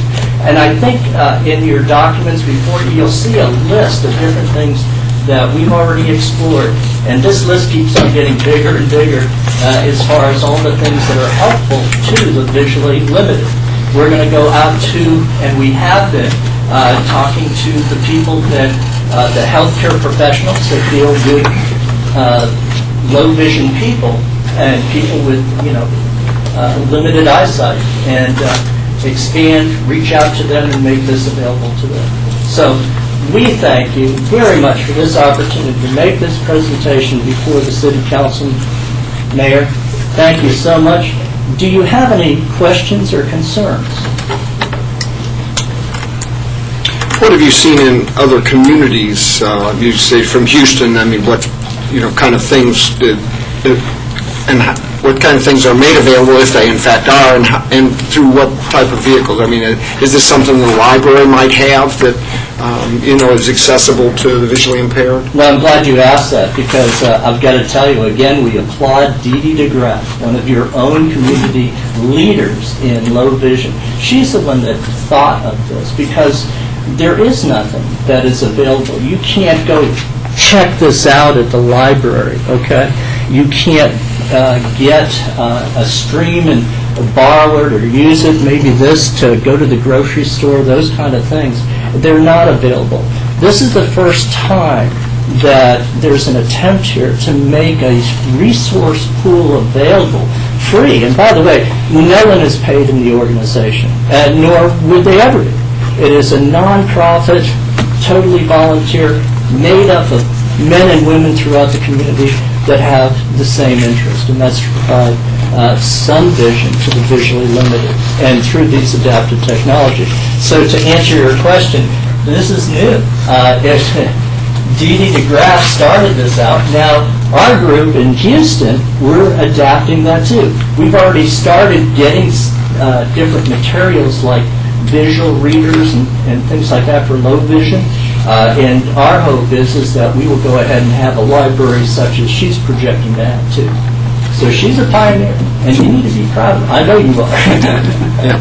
I rode with Dee Dee the day the HOP, our transit system, started here in Temple, and she saw a lot for someone who can't see. Absolutely. So she helped me understand just how difficult it was to ride our public transportation. We thought we were doing so well by providing a transit system, but how much work there was yet to do. So she's a neat lady. Yeah, thanks. Yeah, and she's very well known, as you know, down in Austin. There, Chris Cole is a school for people adjusting, rehabilitation center, if you will, to blindness, and that's exactly where my wife and her met. They were roommates back 15 years ago or so, and down in Temple. But again, we just want to try to make that available. She does, and make a resource. Other questions, council, staff? No? Mr. Swanson, thank you very much for coming up and making the presentation today, helping them out. So thank you, Ms. Swanson, thank you. Kenny, good to see you. Thank you. Thanks. Okay. So that concludes our schedule of presentations and so this portion of our workshop. So we'll... Good evening, ladies and gentlemen. Thank you for your patience. Welcome to the Temple City Council meeting for Thursday, May the 20th. Please rise. Our invocation and Pledge of Allegiance will be led by Chaplain Greg Hardigan, District 14 VFW. Welcome back, Greg. Let us pray. Almighty God, creator and supreme ruler of the universe, we thank you for bringing us together this day. Inspire the Temple City Council to worthy deeds and sound decisions and direct them toward the attainment of all of our goals. Guide them on the path to unity and harmony, that they may serve you and your people in keeping with your holy will. We pray that you will protect all of the citizens in the city of Temple, Texas, and in this great country, the United States of America. All this we pray. Amen. Please join me in the pledge. I pledge allegiance to the flag of the United States of America and to the republic for which it stands, one nation, under God, indivisible, with liberty and justice for all.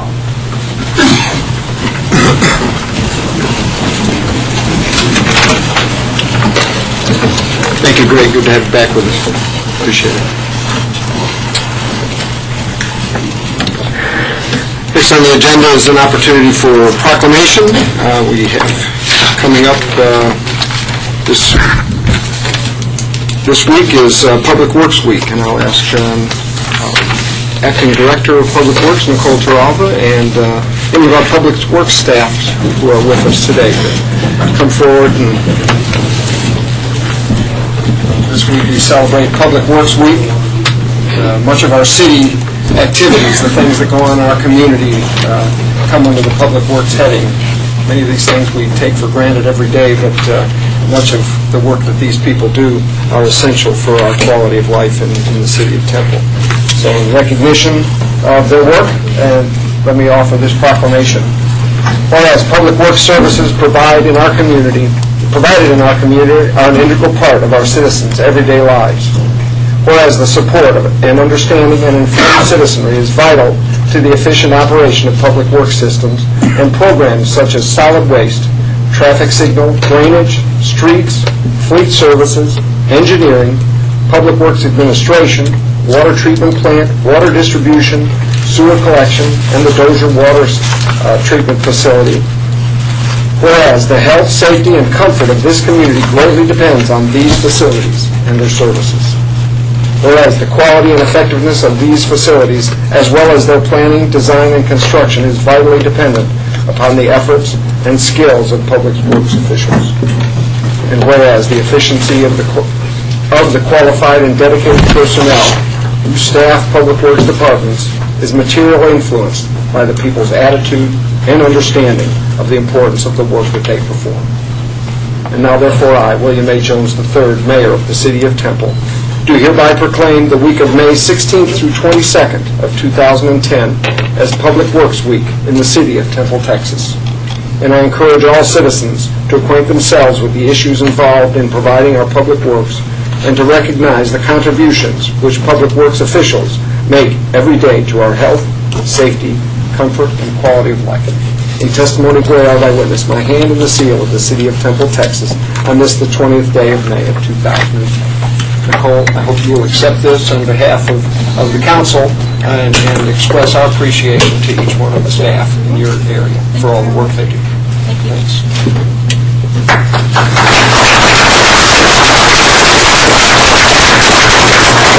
Sure, let me give you a mic here.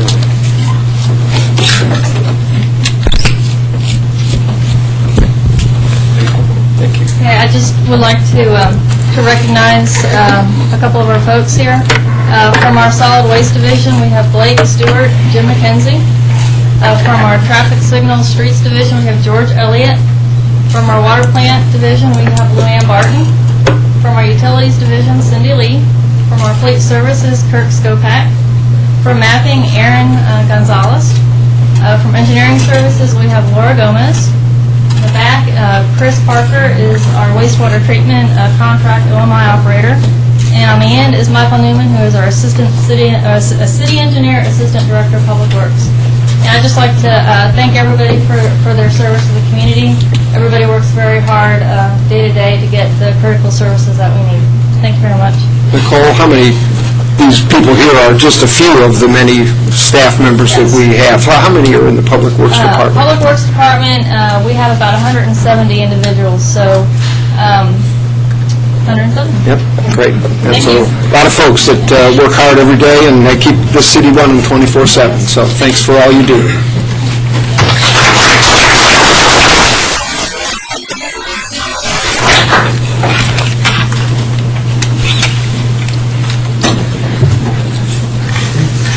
Next item, item 4, is to receive Planning and Zoning Commission annual report. And, we have Chair of the Planning and Zoning Commission, Mr. Mike Pilkington. Good evening. Good evening, Mayor and Council. Thank you for giving me the opportunity to come up here and present the results of our Planning and Zoning Commission annual report. I want to also take this opportunity to congratulate Councilman Dunn and also returning Councilman Snyder for their election wins. It doesn't appear that we have any of our P&Z commissioners here. I do want to take an opportunity to introduce my family back here, that my wife Laurel and son Sammy and Lester, that came to kind of see how our city works.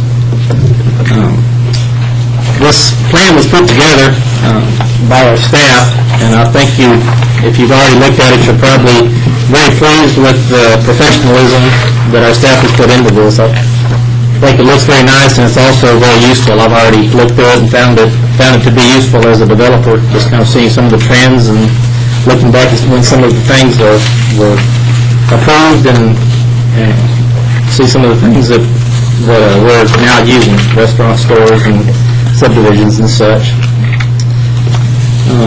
Up there now we have, is that the second one, Tim? Yes. Can you go back to one? We have some of the major accomplishments. Another thing you may notice here, we haven't had a annual plan done in about 5 years, so this annual plan is a 5-year plan, or I mean, not plan, a report is a 5-year report, actually. Here are some of the major site improvements and buildings and such that we've done over the last few years, 5 years. You see HEB Distribution Center that's coming online here pretty soon, Bird Creek Mall, Bioscience Center, T-Med, some of the things that have done over there, and a major expansion of Scott and White.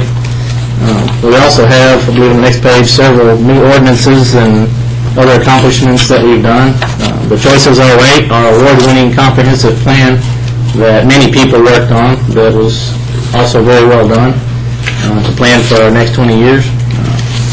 Some of the ordinances, we've made our way through the masonry ordinance for commercial buildings as well as one for residential. We worked on an I-35 overlay district, and we worked on some fence wall and screening standards, and even location and material for dumpsters and dumpster screening that we went through. Now we're down to, as you're looking through your book, for every year we have a map like this that has little squares and triangles of different colors on it, and the squares, I believe, represent different plats that we've approved, as well as y'all, and the triangles are zoning cases. And as you go through the 5 years, I think you'll see kind of the trends of where things are going, and I think that's some very useful information. Up here now we have the cover and some of the information from our Choices 08 that we worked on. Here's Bird Creek Mall and some of the different businesses that are in there that was a dream, I think, of several people. That's a really nice place, something we're proud of now. The masonry standards, here's some of the new buildings that have been built using those masonry standards that are looking very nice. Down to 2008, here's some of the zoning cases and plats that we've approved as well. Same as the other, the squares are the flats and the triangles are zoning. Back to 2007 is when we approved the Quinn McKeska building, and that's a nice addition to our city that you can see up now and many people use. Sunset Plaza is another one out on the west side of town. This is one of the bigger things we've had out on the west side out there, and there's a real good restaurant on the end of that, by the way. Back down in 2007, here's some of the plats and zoning cases again. In 2006, Country Lane Apartments. There's some very upscale, very nice apartments that were put in. Hillmark Creek Addition, another little shopping center. And now we're down to 2006, same thing on the map. And I think if you notice as you're going through here, the trends seem to be kind of staying the same, a lot around the central area and quite a bit to the south and quite a bit to the west. But down to 05, Centerpoint Plaza. Since that's been approved, there's been many different things going there as well. And Texas Roadhouse is one I think everybody recognizes. And here's the 2005 map showing the different plats and zoning cases that we went through. And Hills of Westwood 2 was back in 04. Was one of the larger subdivisions that we have that's getting filled up now. And also Valley Ranch was another one that was done back then that's looking very nice and filling up. And here's the 2004, the different plats and zoning cases that we went through. Kind of in review some of the highlights over the last 5 years. The population has grown from an estimated 55,700 to 60,800 in 2010. There's 2,547 lots that have been platted, 88 different zoning cases, and the commission, it's hard to believe, but we've met 92 times over that time period, and as well as several times that we've met with the city, and several of us were on the comprehensive plan and met several times with that as well, and we met with the Parks Board on the citywide trail plan just here a while back. I think that was the last slide. It is. Thank you very much. Mike, thank you for the work you do. Let's see if council, any questions from council for Chairman Silky? Thanks a lot for the work you do, Randy. You and the entire commission. It's a board that spends countless hours. I mean, it's just 92 meetings is a good way to measure that, but the amount of effort and work that goes into that and all the time that you spend out in the field to research each one of these that you consider is considerable as well. So thanks for all you do, Mike, and thanks to the commission. It's important for our community. And appreciate the report. Next on the agenda is an opportunity for public comment. Citizens who desire to address the council on any matter may sign up to do so prior to the meeting. No public comments will be received during this portion of the meeting. And please limit your comments to 3 minutes. No discussion or final action will be taken by the council. We have 2 individuals signed up to speak. Both of the items that they're wishing to speak on are actually going to be covered in public hearings tonight. So if for some reason you want to speak now because you might have to leave and not be here for the public hearings, you're welcome to do so. But the item that you, Ms. Taylor, that will be a public hearing a little later in the agenda, and Mr. Vaughn, same with your item. So if you want to wait until that time, you're certainly welcome to do so, or you can come up now if you wish. Wait, okay? Okay, great. So those are the 2 that have signed up for public comment, so we'll just wait until they're public hearing items. Next item on the agenda is an election item. Consider adopting a resolution electing a mayor pro tem for the city of Temple. And it is our tradition each year, following the elections, that the city elect a mayor pro tem. And so, council, Mr. Mayor, I would like to nominate Patsy Luna to continue in her service as Mayor Pro Tem.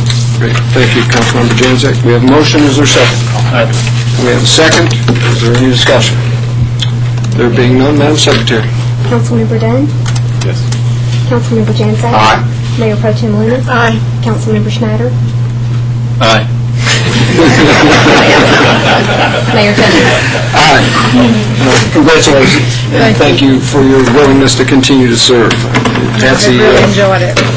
you do a great job. And Mayor Pro Tem serves instead of the mayor, and there are many times I have to be out of town, and there are a lot of different activities that Patsy attends and does a great job on behalf of the community. So thank you for your service and willingness to do that.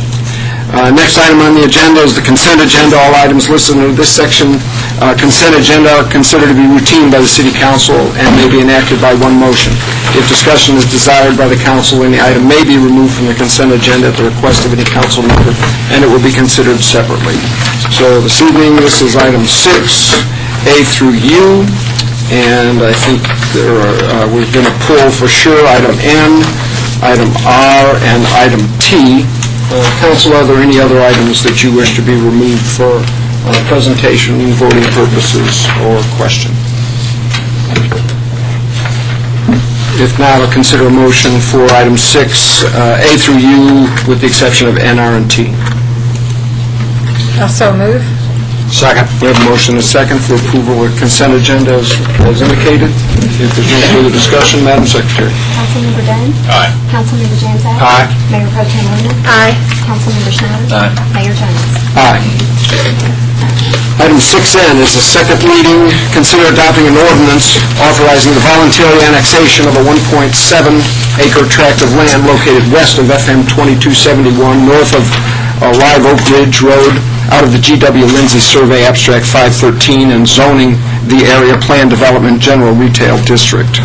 And I think that item, Mr. Graham? We'll place this item back in the agenda, thinking that we would be ready for you to take action. We are not today, and we'd ask that you just take no action on that item. And so we can just, it doesn't require any action of any kind. Okay, very good. We'll move on to item 6R.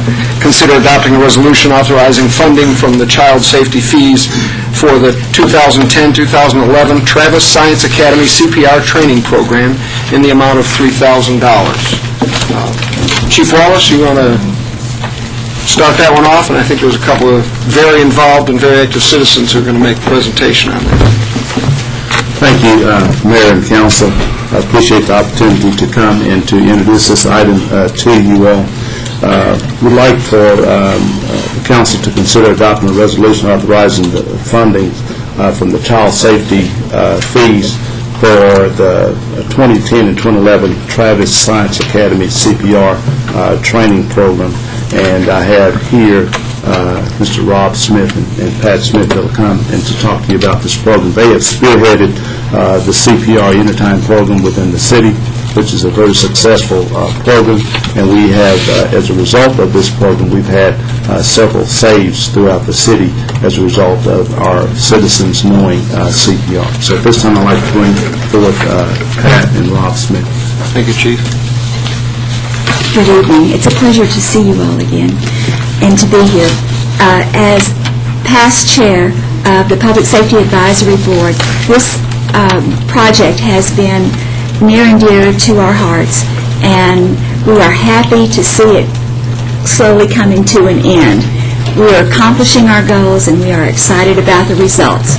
Thank you. I'm turning it over to my husband, Rob. Rarely do I get the last word, but this day I'm going to take the opportunity. You've all heard about this project. In fact, all of you, with the exception of Mr. Dunn, have been trained using the at-home CPR kit. And as Pat mentioned, this project has been, it's getting close to 4 years old now. It's been focusing in the past on selling CPR at-home kits to the community. And we have sold over half of the kits that we have purchased, which we purchased 1,500, so just over 750 kits have been sold to the community. Our next phase of distribution is to complete the funding, and we've been very successful in raising funding to support this project, and have kits distributed through other established channels, such as the public school systems, for example, and through the medical units in the community. We've raised over $22,000 so far to help fund these kits, and as a result of that, we've been able to offer them to the community rather than the $38 they might pay if they went to the American Heart Association for $15 per kit. The remaining phase of the project will involve distribution through public schools, most specifically the Travis Science Academy, and then through the Scott and White Cardiac Unit, Emergency Medicine, and Maternity Unit. to those patients who are most in need and potentially in need of CPR assistance. So what we're requesting you to do is to help fund the Travis Science Academy program, particularly the Health Career Exploration program. It's a sixth grade program in which they would have each of the sixth graders use the kit not only to learn CPR, but to train their own family. There'll be some accountability. There'll be, of course, some testing as a result. And the consequence will be 3 to 4 other people in addition to the students who learn CPR, helping us achieve this goal of 6,000 people in the Temple area trained in CPR through this program.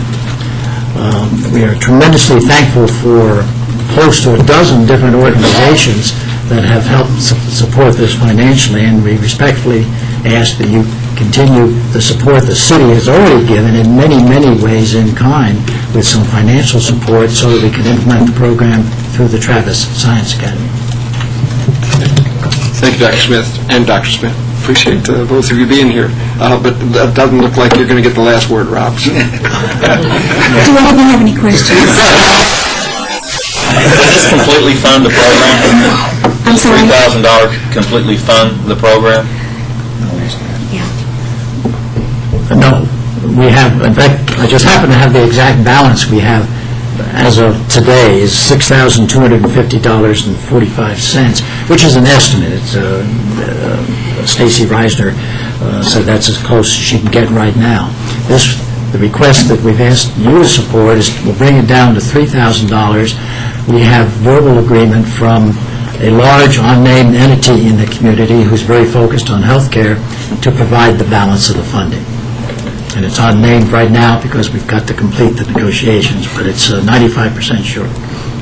Did that answer your question? Yes, sir. I was wanting to make sure the entire program was funded. So if you have those plans, that's all. Yes. Okay.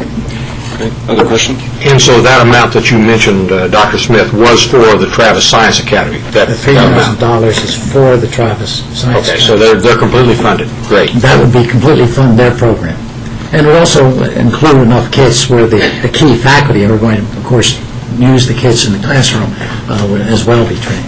Because the objective is to have each individual who receives a kit commit to not only themselves, but 4 other individuals to be trained. Absolutely. The multiplier effect of this program is what makes it work. Every kit results in 3 to 4 other people being trained in CPR. 3 to 4 or more. Or more. Sure. But it comes with a DVD Yes.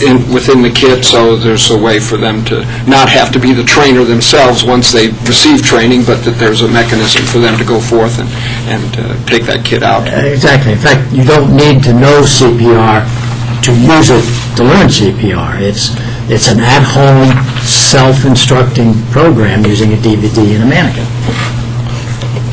Great. Good. And I see Dr. Robin Battershell here, and thank you for partnering with us and letting us take this into the school. And I think it's a great place with being the Science Academy, but it's also a great place to get our kids introduced to CPR in middle school and help them understand the importance of that, and that they can take that home. That's awesome. So thanks, Dr. Battershell, for letting us do We're that. double teaming you. 2 Robins all in the same room. So great, good. Anything else, Council? Thank you very much for the presentation.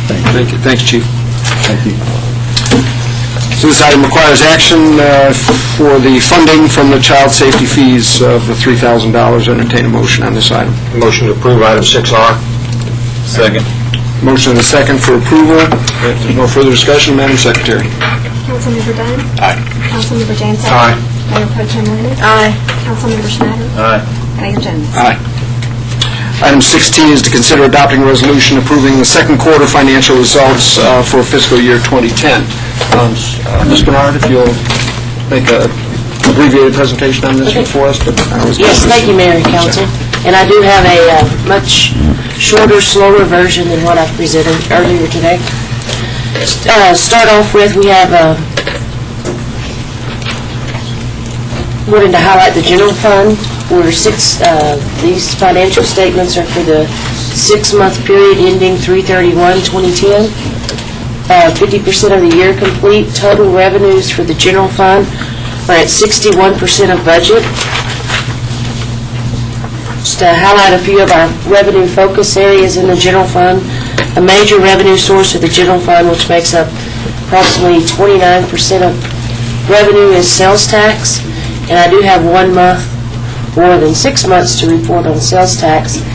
The city has received year-to-date a little over $9 million in sales tax revenue. Compare this to budget of where we should be. We're less than 1% below budget, about 0.60%, or $91,000. There's 5 months remaining in our current fiscal year. We are forecasting that we'll be about $250,000 below budget in sales tax, or 1.63%. Next slide is to compare sales tax to the region and the state of Texas. You see Temple's highlighted in the yellow. Waco, Temple's decline for a year is negative 1.23. Statewide, cities are 6.46%, and in our region, Clean is in the lead at 5.30%. General fund expenditures, fund total, budget total is $55.9 million. We're at 48% of the year, or 48% of budget with 50% of the year complete. Just a few expenditures to watch over the next, or monitor over the next 5-6 months, or overtime, both in our police and fire department. We've had some major events early in the year that tapped into our overtime funds. Another event occur, major event, we could have to add funds to overtime. Also, our vacation sick leave payout. We've had multiple retirements of employees with over 30-plus years this current fiscal year, and we will be bringing a budget amendment back for that. And also monitor fuel. As you see at the gas pumps, prices are going up. Fuel's volatile. We feel we have a reserve and don't feel like we'll have to tap that, but again, we want to watch and monitor. We're forecasting for the year that our revenues will be close to 100%. Expenditures, and this is as of for September 30th, expenditures will come in at 98% of budget, which will be a favorable variance of about $1.3 million. General fund balance, this is the unallocated, unreserved fund balance. Today that stands at $2.5 million, with the estimated additions at year-end of $1.3 million, with some reduction in restricted dollars of about $600,000. We estimate the balance will be about $3.2 million. Water and wastewater fund. It has been a very wet fall. Water sales consumption was down. Water service is at 37% of budget. Sewer at 48%, for a total operating revenues of the water sewer fund are at 43%. Water wastewater expenses are at 45% of budget. And that kind of highlights the general fund, water sewer fund. Be happy to answer any questions or report any other funds you wish. Great, appreciate that update, thank you. Council, any questions for Ms. Bernard? Great, entertain a motion on item 16. Motion to approve. Second. Motion is second to approve the resolution approving second quarter financial results for fiscal year 2010. There's no further discussion. Madam Secretary. Councilmember Dunn. Aye. Councilmember Jansen. Aye. Mayor Pro Tem Remmers. Aye. Councilmember Schneider. Aye. Mayor Jones. Aye. Item 7 is a first reading and a public hearing. Consider adopting an ordinance amending Chapter 37, Traffic of the Code of Ordinances of the City of Temple by amending requirements for parking in residential yards. Mr. Dolan. Good evening, sir. Mayor and City Council, we'll go through the slides this evening, but the ordinance is really a culmination of a lot of involvement with the Attorney's Office, the City Manager's Office, and also with stakeholders here. So I wanted to be able to try to discuss that. As the council is aware, you conducted several workshops, and the Planning and Zoning Commission had just reviewed their third meeting in early May. And essentially, it's going to look at addressing the parking of vehicles that are in the front yard, which could include what's described as both motorized and non-motorized vehicles as outlined on the PowerPoint. And you're looking at the type of things dealing with just the normal passenger vehicles or recreational vehicles, campers, boats and watercraft, trailers, mounted equipment, etc. The standards in the front yard, if we're looking at this evening, would be to have it paved, if it's a new area or driveway, parked perpendicularly to the front property line unless it's some type of semicircular or curvilinear drive, and essentially to have the parking aligned with any type of garage, carport, or converted garage that may be on the property. Some of the other standards, and this is a busy slide, but essentially it would be a minimum 20-foot wide driveway for a 1 or 2 car garage area. You could have a wider driveway provided that you also have a wider lot. We researched quite a bit of the subdivisions in town that may have wider front lot widths of 90 feet or greater, and we were finding that some of those areas did contain 3-car garages, and so that would be the other stipulation. 2 other things that were coming forward this evening, that if it were a single-family or a 2-family lot, to have a maximum of 50% of the front yard that could be paved, and then if it were a townhouse or some type of single-family attached, just because those are narrower lots, the percentage does increase, where it would be approximately a maximum of 70% of the front yard to be paved. Also, the idea was that if there are some older lots in town that are redeveloping or developing for the first time, that if they were 40 feet or narrower, that the parking could be basically in front of the residence.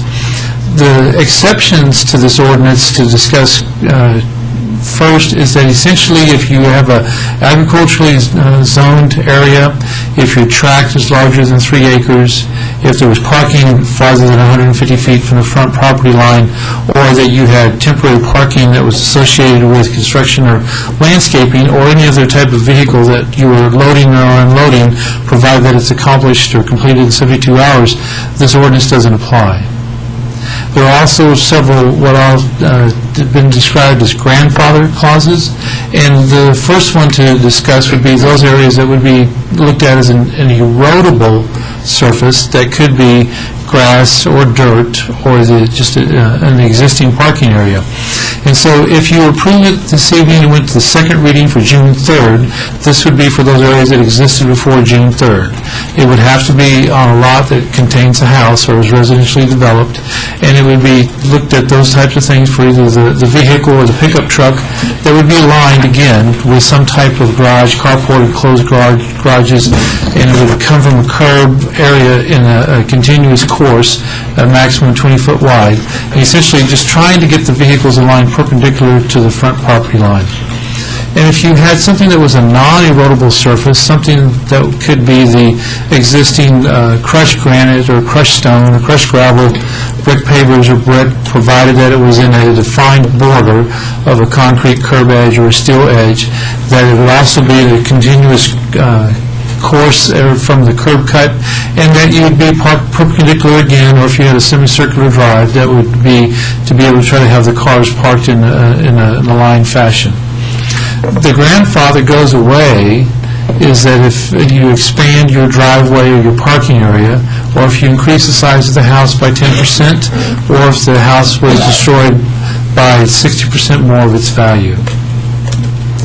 One other item, just for more of an administrative bookkeeping, is that there's a visibility triangle that is to try to make sure that anything between 3 and 8 feet would be clear of any type of an obstruction, so vehicles could see the traffic coming down the way, and it would be essentially a 15 by 15 foot triangle. And that could be a corner.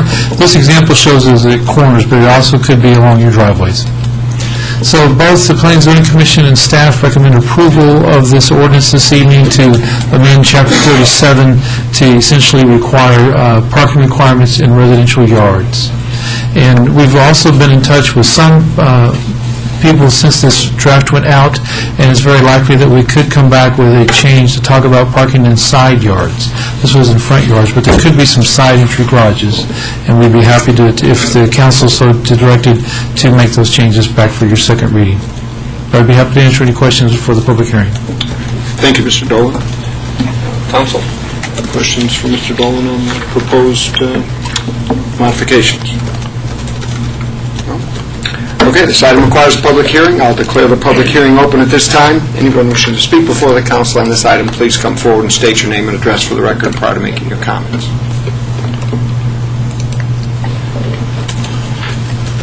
Seeing no one wishing to speak, I'll declare the public hearing closed. Council, your pleasure on the first reading.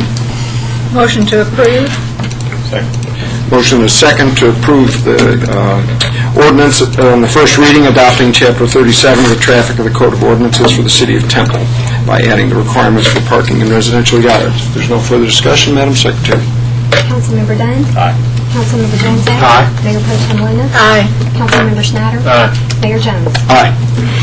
Item 8 is a first reading and a public hearing to consider adopting an ordinance authorizing a conditional use permit to allow display for sale in a commercial district on Lot 1, Block 1, Wildflower Commerce 4 at 5615 Southwest H.K. Dodge and Loop. Mr. Mabry, good evening.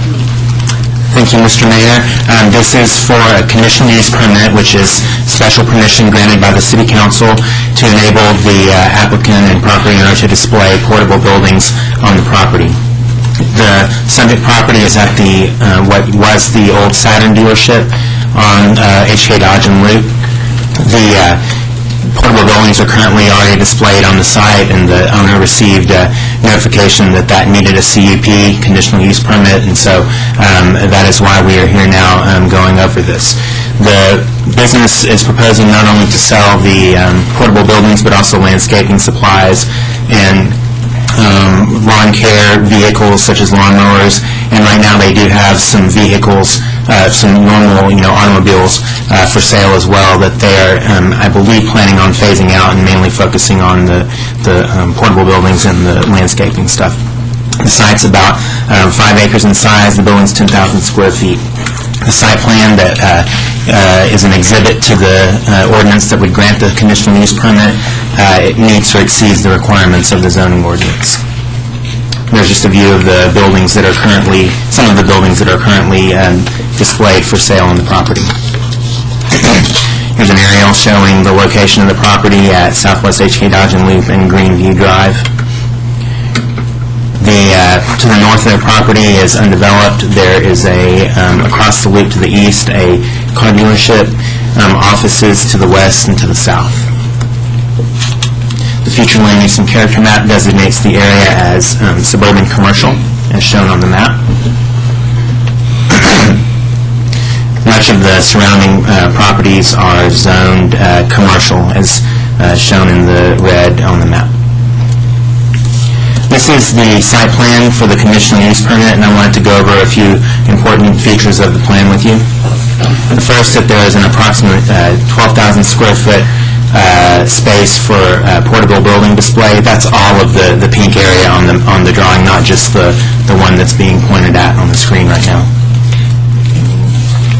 There's approximately 3,000 square foot fenced area for the sale of plants for landscaping.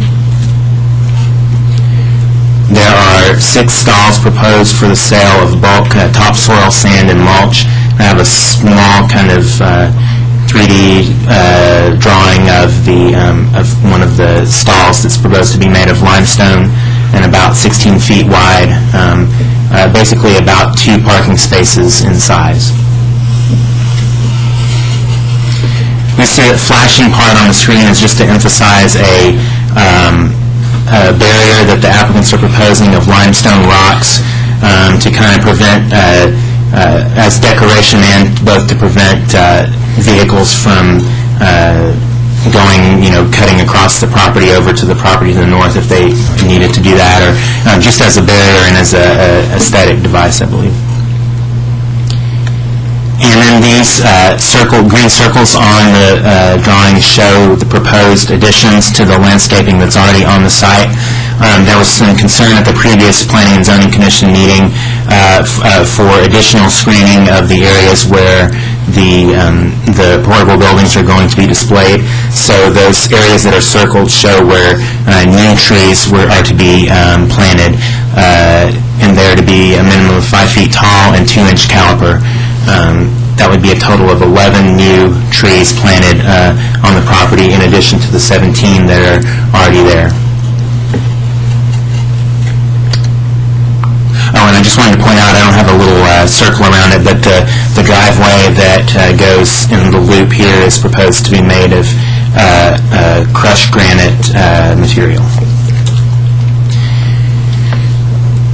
7 notices were mailed to surrounding property owners, 2 sent in approval for the Planning and Zoning Commission hearing, and we didn't receive any disapprovals for the proposal. The Planning and Zoning Commission and staff recommend approval of this case. The Planning and Zoning Commission at its hearing voted 4-1 in favor of this proposal. 4 of the members were absent that day. But the conditions for the approval are that the permittee must design and operate the establishment so that overcrowding and traffic congestion are at a minimum, must demonstrate that the granting of the permit would not be detrimental to the public welfare and health of the city, must operate the establishment so that noise, dirt, litter, dust are minimized. This conditional use permit does run with the property, and changes to the owner or leasee of the establishment doesn't affect the permit.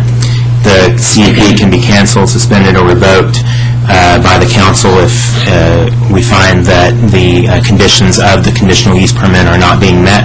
And the applicant's site plan that I just went over and the application of the application that he submitted are exhibits to the ordinance that would grant this conditional use permit. And at this point, I can answer any questions that the council might have. Isn't this operation running as described now, before this is approved? They are, and they received a notification that they needed this conditional use permit in order to continue to have the portable buildings on display. Is there something that would have indicated to a business person that they would have needed to have this, to have done this? The zoning ordinance sets out certain things that can be displayed without a conditional use permit, like landscaping materials, automobiles, like in a car lot, things that are normally, out in the open for display for people to see. Anything that isn't listed in the zoning ordinance, and portable buildings is one of them, that's out for display like that does require a conditional use permit. So that it's not listed? The lack of it being listed, right. And so, to carry that one step further, this business was informed of this by the staff, and now they're trying to comply by applying for the conditional use permit. Yes, sir. Okay, and it's the portable buildings that are triggering the need for the conditional use permit. Right, the landscaping materials or the lawnmowers aren't part of what is requiring this. Okay, thank you. Other question? Thank you, Mr. Mabry. This item requires a public hearing. I'll declare the public hearing open at this time. Anyone wishing to speak before the council on this item, please come forward and state your name and address for the record prior to making your comment.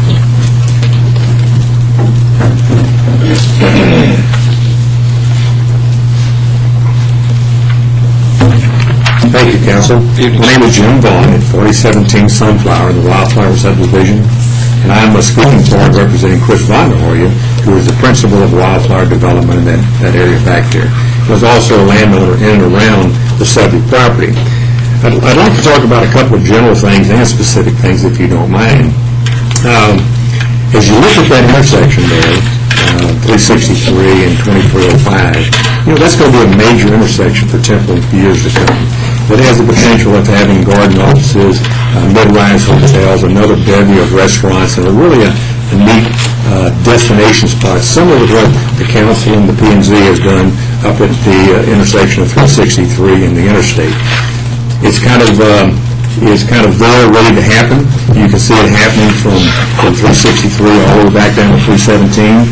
So I would caution the council, P&Z, and the zoning, all of that, the composite of things that go into consideration of this, to look at a little bit more microscopic, as you have on some of the things of parking, as the unintended consequences possibly that you'll be realizing when you zone something heretofore.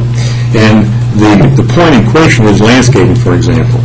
If you look at the landscaping operation, most landscaping companies, the nice portion is up front.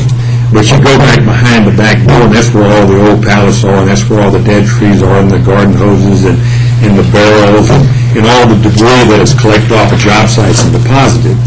That's currently kind of what this particular company has at their site over off the interstate, which they're moving all of their stuff. I understand they're not going to move some of that old pallet and junk with it over to the new site.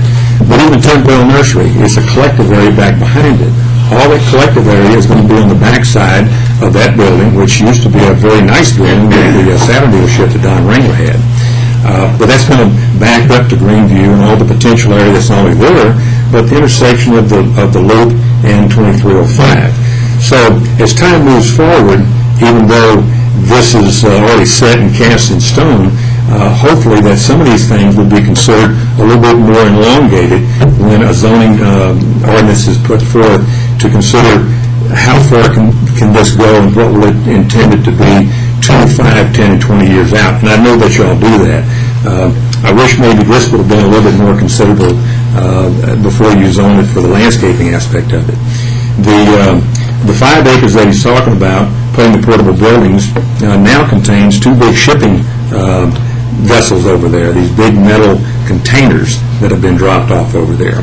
I don't think that comports to portable buildings, and I don't think they're for sale. I understand they're for storage. Well, if 1 begets 2 and 2 begets 4 and 4 begets 8, where does that happen? Another thing is that the crushed gravel road base, I think, that they're intending putting in and around that new section is not going to hold up very well. There was something here before in one of the ordinances about lower in noise and dust and odor. Well, through just the natural meticulation of landscaping, you're going to have dust and odor and lower and unsightliness accumulating. I see that being a continual problem, quite frankly. We see it being a continual problem on that circle that goes around the pink building that you see off to the right there. So composite-wise, the buildings are already kind of getting a little out of hand. I understand they're going to put another carport as such over there to park things underneath. So it's going to be rather eclectic in size and structure and color and utilitarian use. They've got boats, they've got motorcycles, they've got landscape material, they have cars, they have motorhomes, they have an old blue school bus. All these things, I think, should be taken in the big picture of things. And if it is possible, put something of a reigning restriction about how this can evolve, not only as you go to look at it, review it, approve or disapprove, but how you can monitor and preserve the integrity of what that 2305 and Loop 363. Because I would suppose also at some point in time the interstate, as they move forward on it, they'll be routing traffic through 363. And so you're going to get a bird's eye view, a little bit different look of Temple if something like that happens and it begins to kind of unravel, so to speak. And if anything else were zoned and approved, that would be maybe not comporting with what the eventuality of what the Temple land plan study is. Thank you for your time. I hope you take all that into consideration. If I can answer any questions for you, I'll be glad to. Thank you, Mr. Vaughn. Questions? On the crushed gravel, it says crushed granite. There's a difference between limestone and granite. Is it granite or limestone? I believe at the Planning and Zoning Commission there was that was both the granite or gravel or limestone, and if there's a material that you feel is, the council feels is, the best and most durable for this kind of operation and would contribute the least to the dust, I think that could be more set in stone as far as what, a motion that's made. But right now the map does show, or the drawing does show crushed granite. I still want to get into something like on I-35. The portable is exactly what Mr. Vaughn is talking about on I-35, where we have portable building cells right there just north, I guess, of Midway, and it's crushed limestone, and there's dust, and there's stuff flying around, and we won't let residential people even now park on gravel. It has to be paved or concrete. Is there someone here that represents the company that's... okay. Okay, I was just, concerned about that Well, material. the durability of that surface and how probably quickly it will deteriorate, and consequently, the dust, the dirt, and things like that being tracked on not only to their parking area, but on to Greenview and then to the service road that parallels Loop 363. So I think that's a serious consideration. So is this building, is this facility going to be like a car sales, or is it converting to a landscaping company? I believe they're sort of, and the applicant can confirm this, but they're transitioning from having some cars there for sale, and I believe that will be phased out to mainly focusing on landscaping materials and landscaping equipment like lawnmowers and things such as that.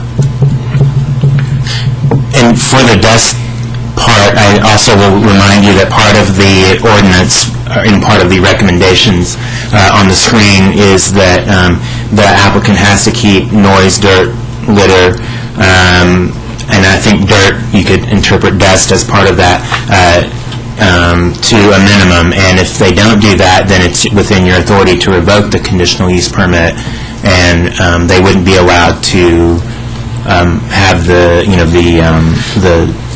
buildings for sale at that point. So is this, I guess we probably let him talk, what kind of business it is. Is it a landscaping business, or just plants and trees and topsoil and gravel for sale? Is it just a contractor, or what it is? We'll ask the applicant. He seems ready to come up, or the business owner, I should say. So, thank you. Well, I guess while you're up there, Mr. Vaughn, and really the question is for Mr. Mabry, but you mentioned that with the ocean containers, or Connex boxes, as they're called generally, don't we have an ordinance that governs their presence? And you said there's 2 out there now, Mr. Vaughn? Yes, sir. Okay. Those are supposed to be not in view of the public right-of-way or street to the extent possible. On this property, I guess this would be the best view. It's pretty exposed on all 3 sides, so I think it would be difficult to have those kind of containers there and stay within our requirements. But if they were just delivered because they're delivering supplies, and then they open them up and unload them, and then they're subsequently taken away, that's okay. Is that correct? Yes, I think that's fair statement. But we don't know at this I juncture. understand it's going to be storage of different items, maybe fertilizer or whatever like that. And again, Cy can address those more specifically. Okay. Okay, thank you. Thank you, Council. Thank you, Mr. Vaughn. Appreciate it.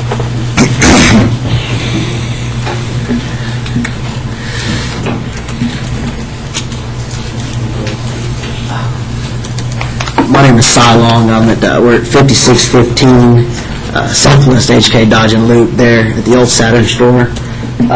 Just on the containers while it's fresh. The idea is to hide those things. They're good for. We're planning on selling rock, so with the rock, we sell brick, sand, and mortar. And those work out as a good place to store the mortar for mason guys.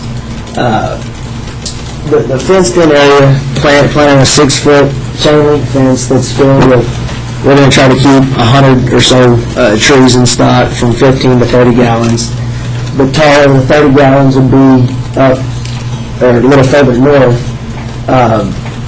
which would block one side of the containers.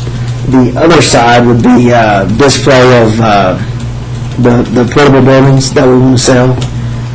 And then on the Loop 363 side, we plan kind of a new, it's a new little awning type, I guess you could call it a carport, but we're going to use it as a shade.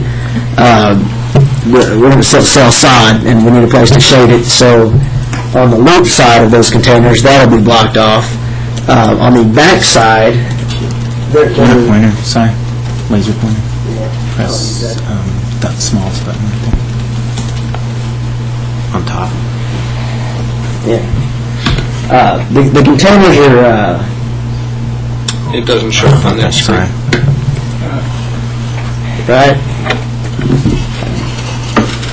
Right here is where we have the containers positioned right now. And we were told that we have to keep them behind the building So we've done that, and then we'll have things blocking them on 3 sides, and the 4th side once we get more inventory in place. And we plan on painting them to make them look aesthetically pleasing. I mean, we don't. One of our number one priorities is keeping a neat, clean landscape supply yard. We're a retail outlet. He sells to landscapers and to the public.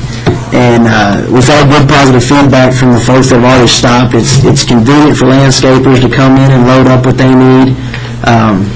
And for some of the, just the citizens, the homeowners, we've gotten good feedback from them that they, it's a place they can come in, we can load them up with mulch or grass or whatever they need and get on down the road. And, we can offer good friendly service that you might not get at one of the big box stores like a Home Depot or Lowe's. I mean, we've gotten good feedback from the customers that have already visited. But the overall idea, I guess, of the store, we're all going to keep cars, just, we call it cool stuff, some of the jacked up trucks that guys like, and Jeeps, and just some of the cool stuff that might catch somebody's eyes. Getting into trailer sales, possibly carrying a small line of utility trailers, cargo trailers, something like that. Landscape supply, we do the lawnmower sales. We've got Barbara lawnmowers, residential all the way to a commercial line of lawnmowers. Looking at picking up a couple other lines of lawnmowers. Then, of course, the power tools, the weed eater chainsaws, all that good stuff. And then with the Saturn shop, with Saturns being small cars, that shop really works out great for us for the lawnmower repair. The lifts are smaller, and it works out great for us, and we've picked that business up. We're getting busier every day on lawnmower repair. So I guess the overall idea is kind of a outdoor lawn and garden super retail outlet. And the buildings, the portable buildings, Lowe's sells their portable buildings, and ours, I think, are more aesthetically pleasing because they are natural colors. They're not painted blues or yellows or anything like that. The company that sets these up, they come out and can you go back to the slide of the building. Along Grandview, the smaller buildings that wouldn't stick out past a normal car parking spot, those are the buildings that we want to have lined up along Grandview. And I don't have a problem with setting them back further if that's something we need to look at. But it's our opinion that they're not. This won't take away from the area. Is our opinion. I think with the feedback we've gotten, it can be good for the area, and with what we've already sold and the growth that we plan on, it could be good for the area. So I hope we can sell our buildings. Thank you. Any questions or anything? And so the driveway that Mr. Snyder asked about and the material, is it going to be crushed limestone or crushed granite? In conversation, we talked about crushed granite or limestone base type, and that's open to suggestions. We don't want it dusty either, so we thought crushed granite. In the tree cage, we plan on scraping some dirt, laying plastic, putting crushed granite on top of that to keep, because we've got to keep that water, so it'll keep from being muddy, and so we don't track that onto the parking lot. But would you have any suggestions on a driveway? I was just asking if it's granite or limestone. It's a big difference. It's a huge dollar amount difference, and it's just a different product. Limestone's going to track, like Mr. Vaughn had talked about earlier, and wash, and granite will wash as well, but it won't track. Right, and that's why we're leaning towards the crushed granite. And I think this is when we talked to the city originally about the plan. They want to see a master plan. We plan on only going. At this point, we're not going to wrap the driveway all the way around. We're only going to use about half of that 2 acres, a little over half of the 2 acres right now, which would go to where the fence for the tree cage ends is kind of the barrier that we're going to use right now. And that's why that other loop is in there. And, with the trees, we plan on setting decorative boulders out around the trees and displaying our mowers and the MTVs and the four-wheelers that we'll carry to try to hide some of that stuff that may be, unappealing to some folks. The equipment, our trucks that we use, we keep clean on a weekly basis. We don't take muddy trucks or dirty stuff onto the roads.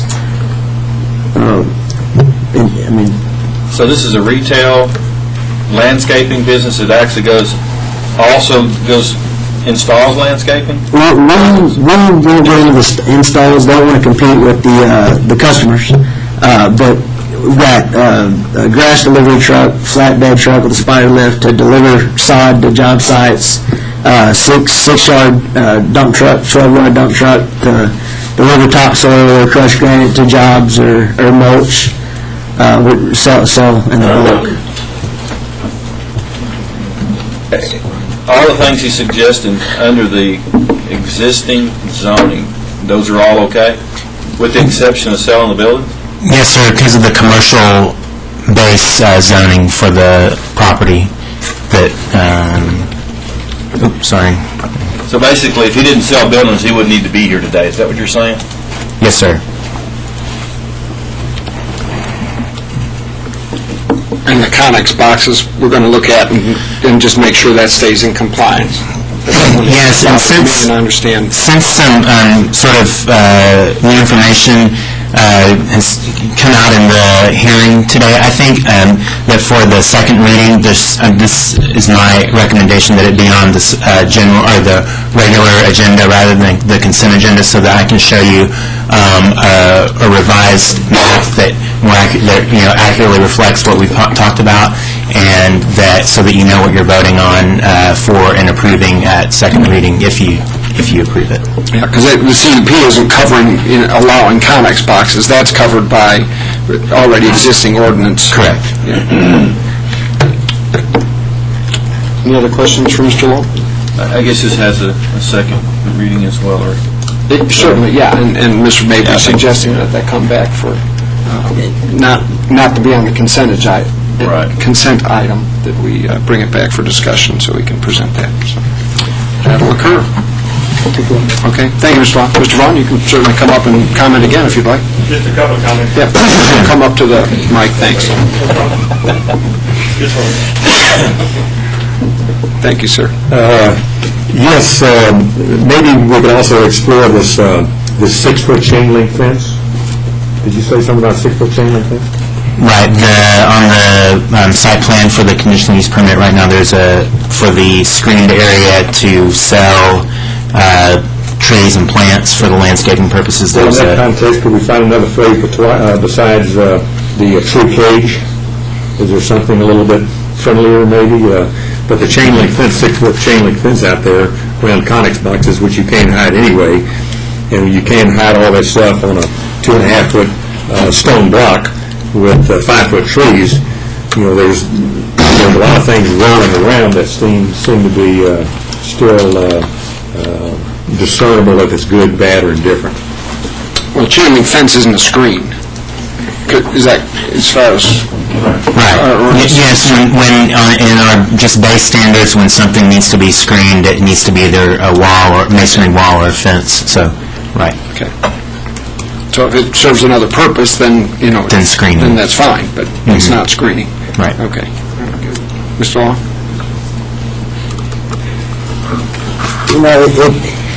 Just doing a comparison on the area, if you look across the street at Garland Shelton, there's a chain link fence around the entire service department. This, again, is not going to take away from the area. It's going to be full of trees. It's not going to be a deterrent. People look past the chain link fence and see trees. The trees that will line that north side of the fence are going to be 10 to 15, 20 foot high. So I wish that's not an issue, if we can make it a non-issue. It won't take away from the area at all. Thank you, sir.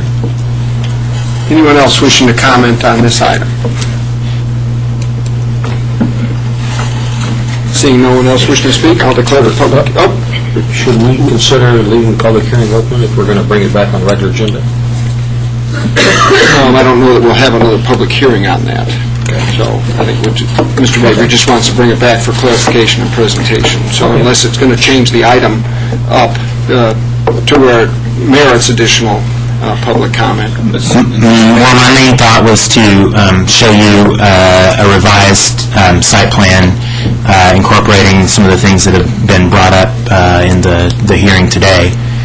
As far as whether to continue it or stop it, I'll leave that up to So you. again, that if it relates primarily to the Connex box, that's existing ordinance, and you're going to show whether that either they can comply or not, and and so we're not considering that for any type of change or that. So the dialogue will just be between staff and council. So, unless, Mayor, if there's some additional...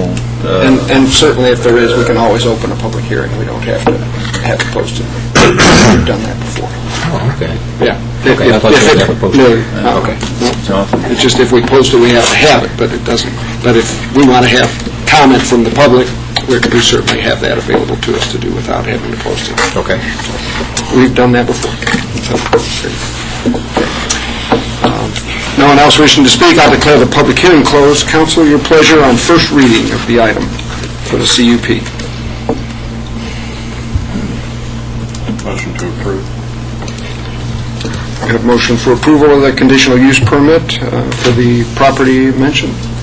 Second. And a second. Further discussion? There being none, Madam Secretary. Councilmember Dunn. Aye. Councilmember Jansen. Aye. Mayor Pro Tem Lena. Aye. Councilmember Schneider. Aye. Mayor Jones. Aye. Item 9 is a first reading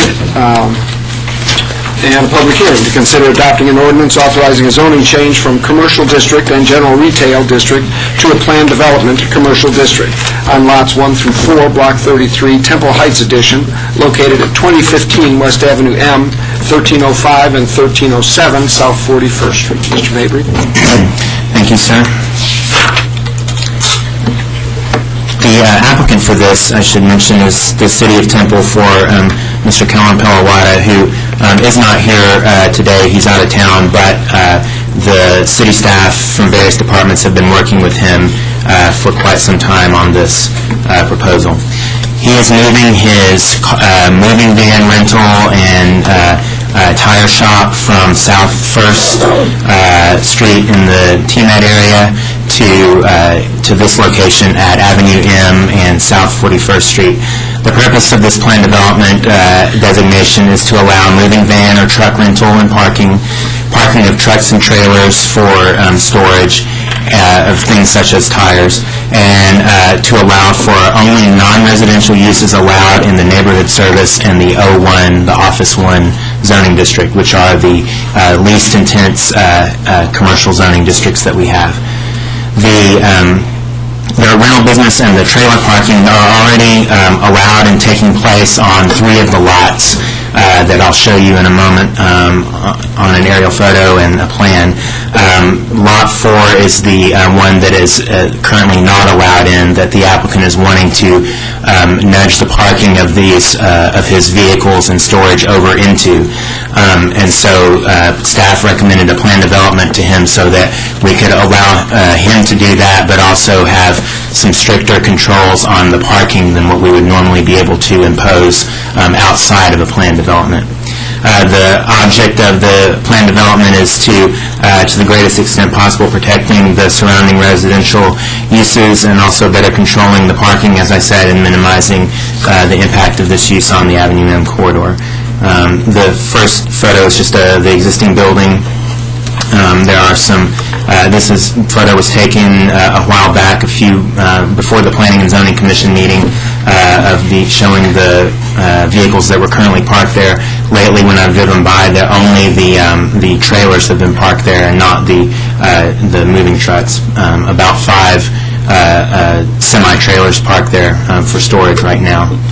And this is just a view of that 4th lot that's currently zoned general retail, where he currently cannot park his rental trucks and trailers. Here's an aerial of the subject property at Avenue M and South First Street. There are a variety of uses in the surrounding area. Across Avenue M to the north is a single-family dwelling.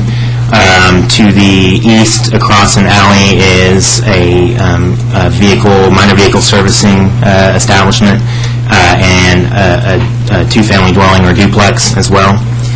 To the south, right next to Lot 4, that lot that just had the cars parked on it, currently is a single-family dwelling.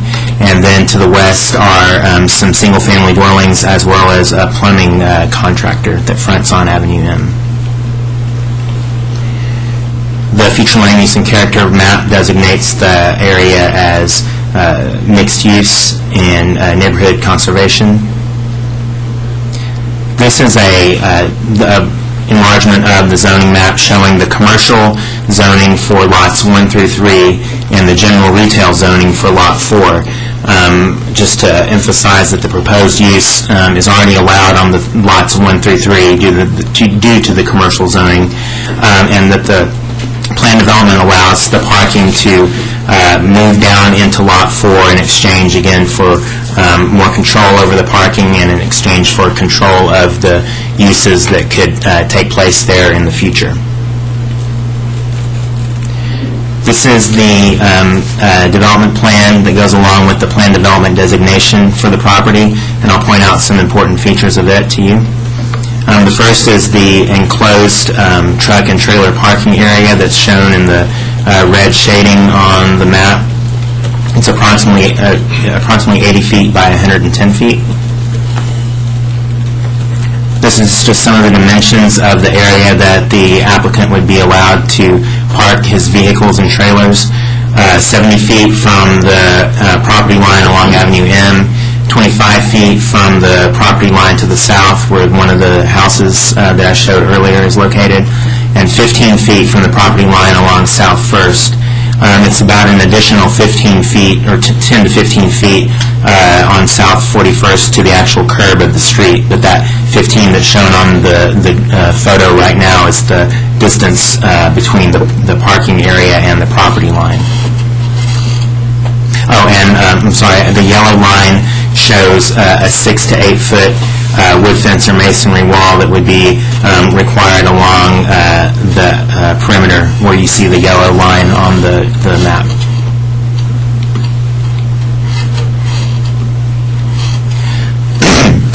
This is one of two kind of bird's eye views of how this plan development could play out if it were approved or if it were not approved.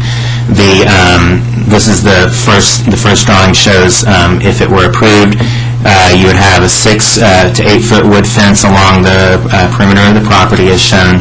All 4 lots would be limited to the proposed uses plus any uses allowed in the neighborhood service or Office 1 zoning districts.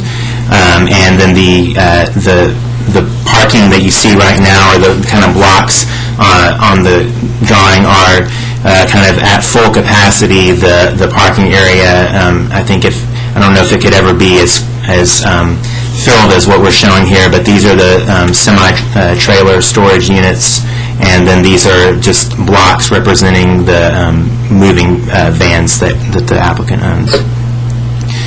This shows if things were to stay kind of as is without the plan development approval, lots 1 through 3 would continue to allow any commercial use. There is a chain link fence currently in place that I think is anyone would admit is in disrepair and needing improvement, and lot 4 would remain open to any general retail use. An additional benefit that I didn't really mention before would be that approval of the plan development would be the kind of a big stimulus to get the chain link fence removed and a new wooden fence put in its place. 27 notices were mailed to surrounding property owners. 4 sent in their approval and 3 sent in their disapproval.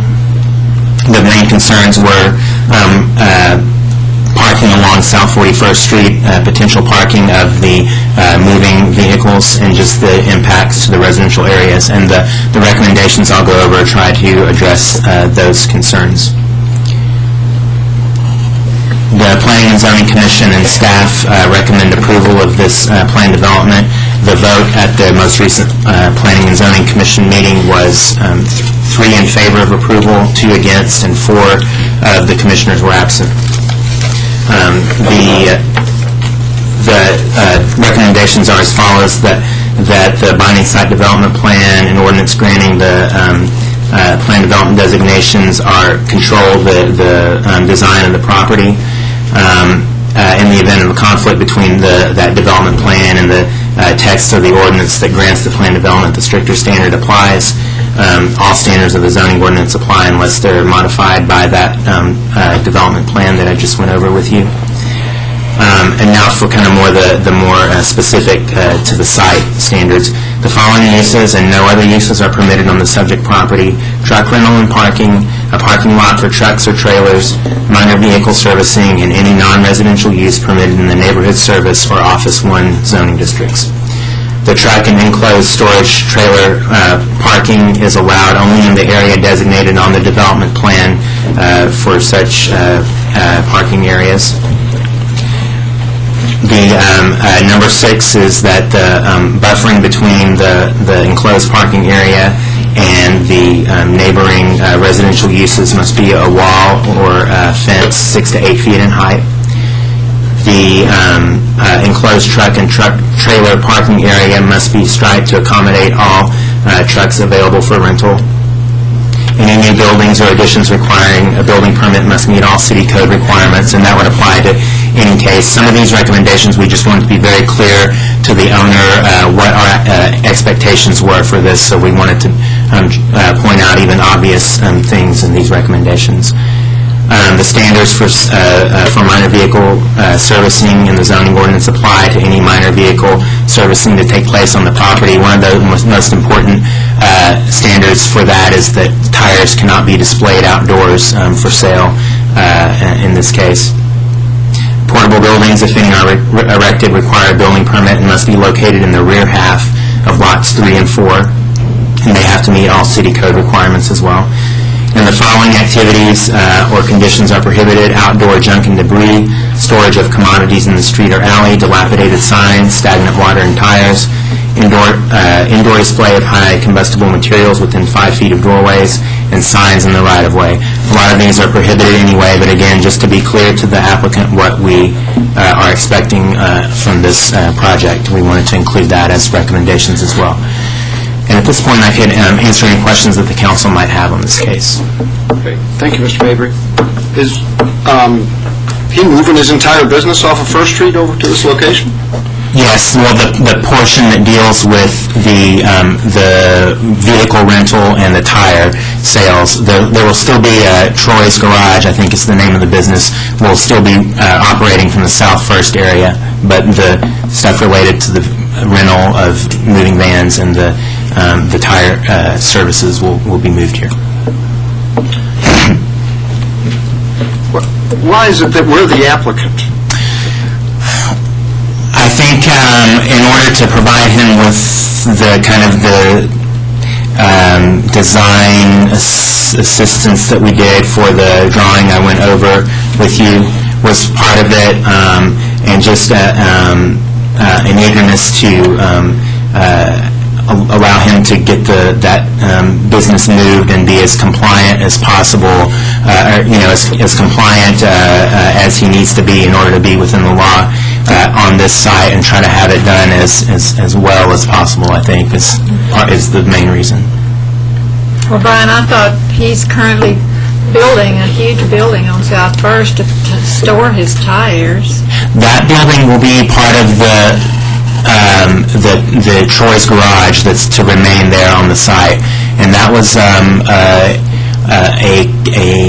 plan development as well that was approved, where they will have a stone on 3 sides of the building and things of that nature for that structure that's currently being built there.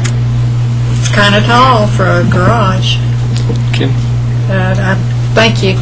Kind of curious also on, there's not a tree one on that lot, just looking. No, there is not. There's none required going back in, as we have of every businesses change anything?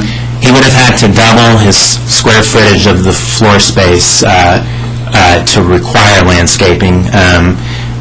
You have the authority to make that part of the plan development, but under our base requirements, he would have had to double the square footage. Even on plan development, that we've taken that opportunity to ask for landscaping and trees. Why not on this particular one? I guess one of the main factors for that is that it already being completely paved over, and some of the expense that would be involved with that. But that's at your discretion to work that into the motion if you would like. Mr. Mayor, if I could make one clarification on a question that was asked about the truck rental. All of the truck rental activity is not being relocated to this site.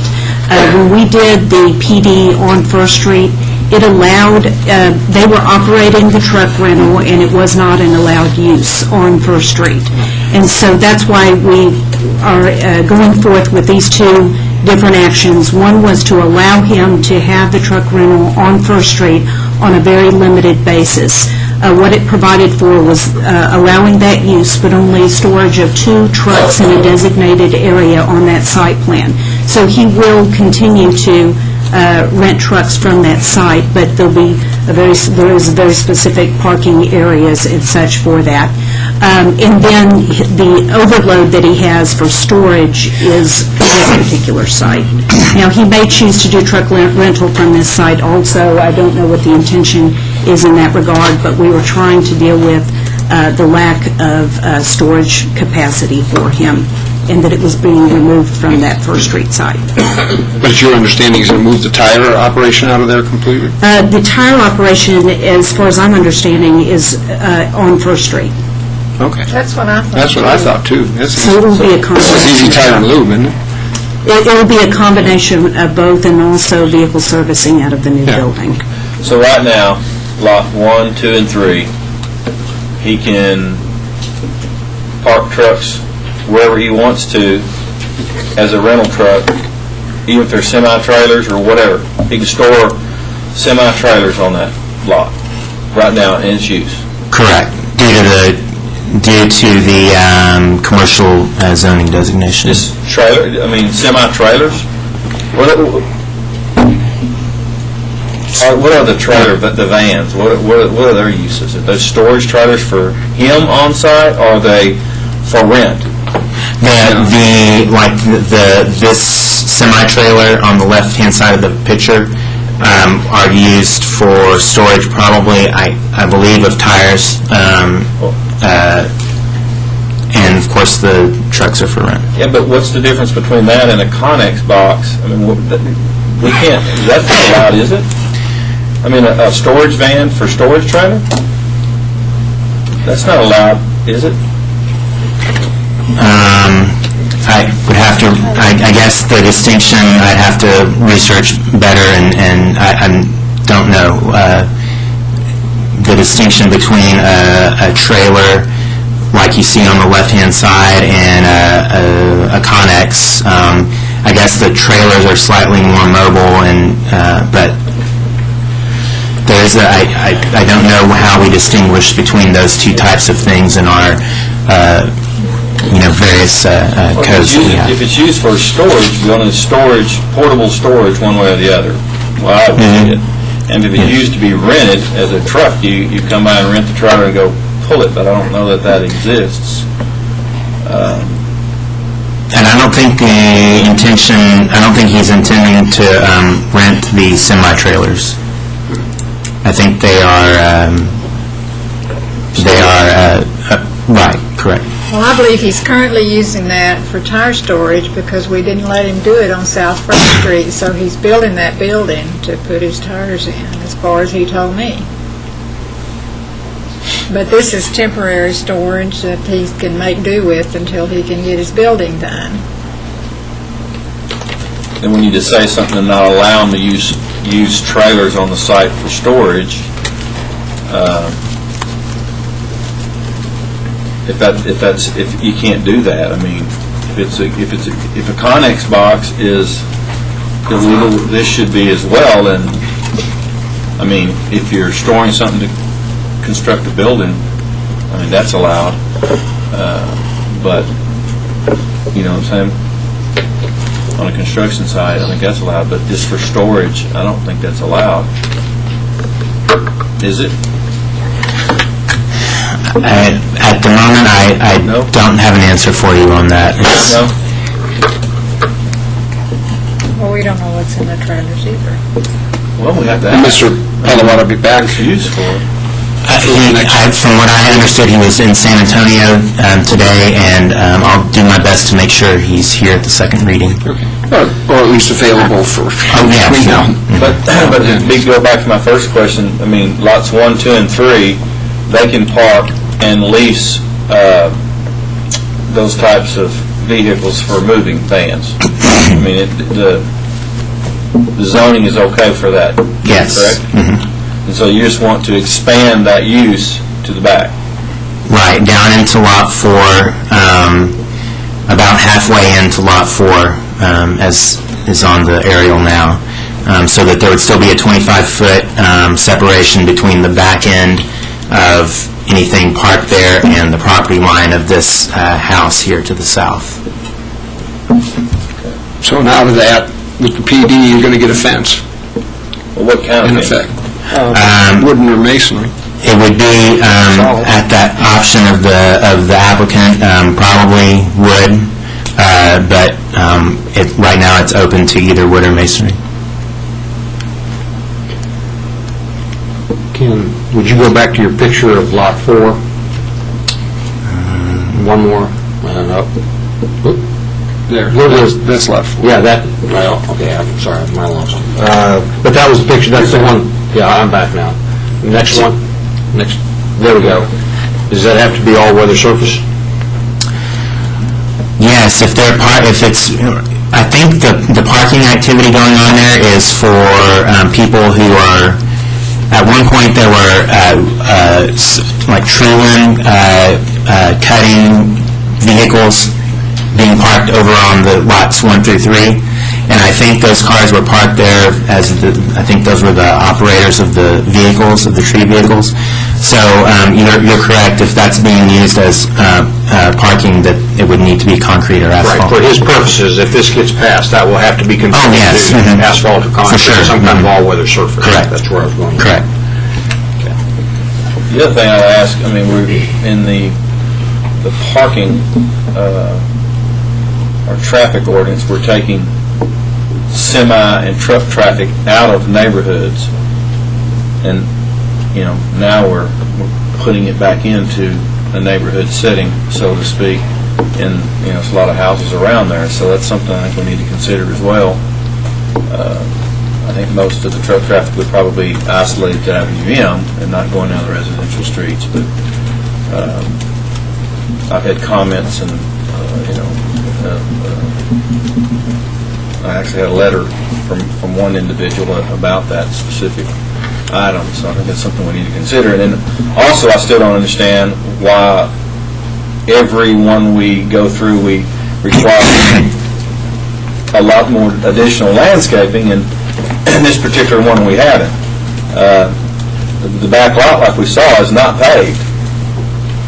And no additional trees, no additional landscaping whatsoever, but yet over on the one we just discussed prior to this, you know, additional trees that are supposed to hide a Connex box in the middle of the field.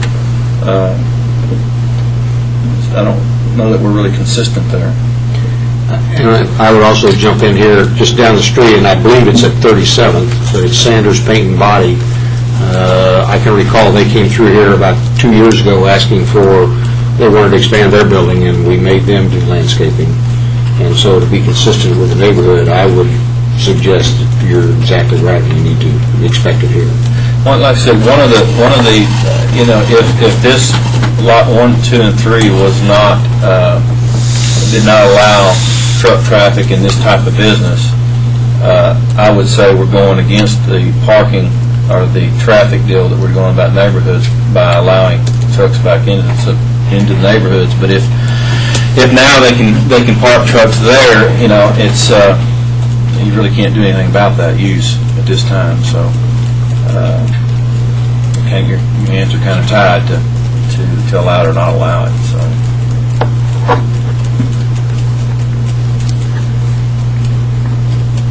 Okay. Comments or questions? This item requires a public hearing. I'll declare the public hearing open at this time. Anyone wishing to speak before the council on this item, please come forward and state your name and address for the record. Ms. Taylor. Thank you for your patience. Thank you.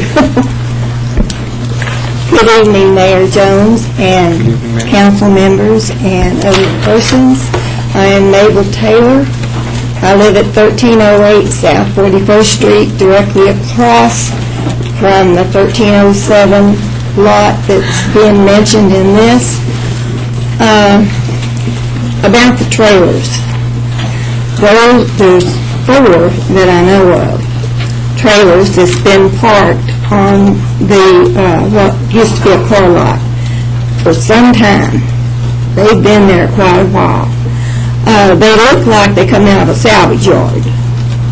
They're old, they're rusty, with faded paint.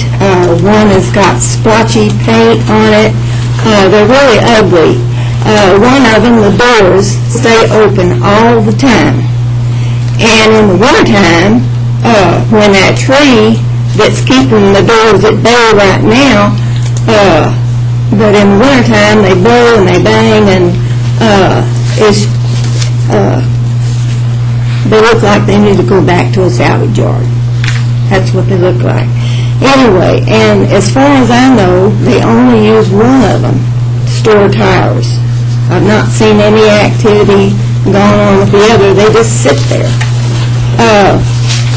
They moved in, what are you calling it, a box, a storage unit. It's rigid, it's rusty wood, some kind of a storage unit. They moved one of those in, and when they brought it to that property, they set it down on the southwest corner of those 3 lots. And they set it right on the fence line, just maybe a foot from the chain link fence on 41st Street, and the city of Temple made them move it back quite a ways. They wouldn't let them have it right there on the fence, and it's still there. And they were putting tires in it, but I haven't seen anything done about that lately. On the north side of that 1307 lot is a 6-foot board cedar fence that is in terrible shape. About a year ago, a section of it, a 10-foot section, came loose and fell to the ground, laid there all this time. Earlier this month, somebody came and they picked up boards and they threw them into the other lot by the storage bin. The next section was only being held up by one post, and it was hanging out. And this wind that we've been having, depending on the direction of the wind, the fence has been going back and forth like this, and it finally, just this week, broke loose from the other post, and it's leaning, that 10-foot section, the boards, is leaning against the storage. I call it a storage unit. Y'all call it a condo box or something. Anyway, and there has been absolutely none attempt to repair this fence. The neighbors around there have been looking at this old rotten fence, and evidently the property owner doesn't care. On the 24th and the 25th of February, 10 budget rental trucks were parked on 1307. There was 3 rows of trucks. And the one row that had 4 trucks in it was up against almost the fence line of the 1309 property. And the truck that was parked in front the front wheels was about 2 feet from the curb, and the front of the truck was right on the curb. So when they backed out of the driveway over there, they couldn't see what was coming south on 41st Street. It made a blind spot. So they weren't even thinking about, the problem that they were causing. Anyway, the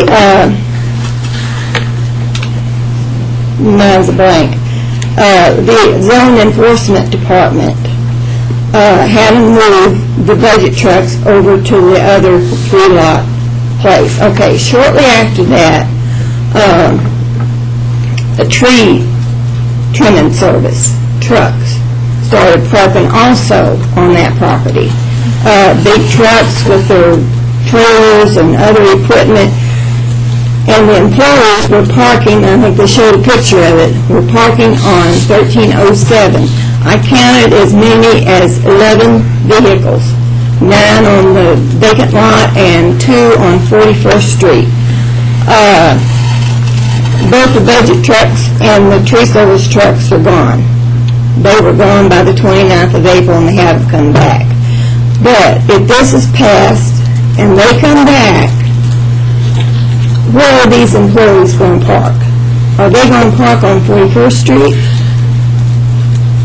The employees, if the tree service or any other business that has employees that bring their vehicles there and then they leave in another vehicle, where are they going to park their vehicles? That's a question, because 41st Street is a residential street. It's not equipped for big trucks coming and going. And one time, I don't know why they did this, but one time they parked a budget truck in front of 1311, which is a residence, and it was there over 8 hours before they moved it. So there are other businesses in the area. They keep their property neat. There's no problem with them. They're open in the daytime. They're closed in the evening. They're closed on Sundays. Most of them are closed on Saturday. And they're no problem. They just kind of blend in with the residents around there. But the budget trucks and the tree cutting trucks, that tree cutting thing, they must be 24/7, because they've come late in the evening and they've come back middle of the night. You can hear that ding, ding, ding, ding when they back up their trucks and stuff. Anyway, I just don't see where these big trucks are going to fit in to our area. When they come and go out of the lot, they back up traffic on 41st Street. Cars, passenger cars, all the cars going down or coming down 41st Street have to stop and let these big old trucks get in there on the lot. And I just, well, you can tell I'm against it. I was waiting to ask you. So anyway, I know that it's y'all's decision, but I just want, this property owner apparently has maybe an attitude that he can do what he wants to, and until somebody complains and the city goes out there and tells him, no, you can't do that, well, who's going to police him? If this zoning thing is passed, who's going to keep an eye on him? Am I going to have to keep calling everybody? I hope not, but that's our job. But it's my wish that y'all would give it real good consideration, and I thank you for your time. Thank you, Ms. Taylor. Yes. Appreciate your comments. I was making the point earlier that the zoning it's in right now, that those trucks or the rental business can be done there now. There's nothing we can do to stop that. But if he does expand it to one lot greater, it may be an opportunity to enforce some of the things that you were talking about, fences and cleanliness and landscaping and all those things that he would need to comply by before he continued business there. Storage buildings and all those types of things, we can deal with those things now.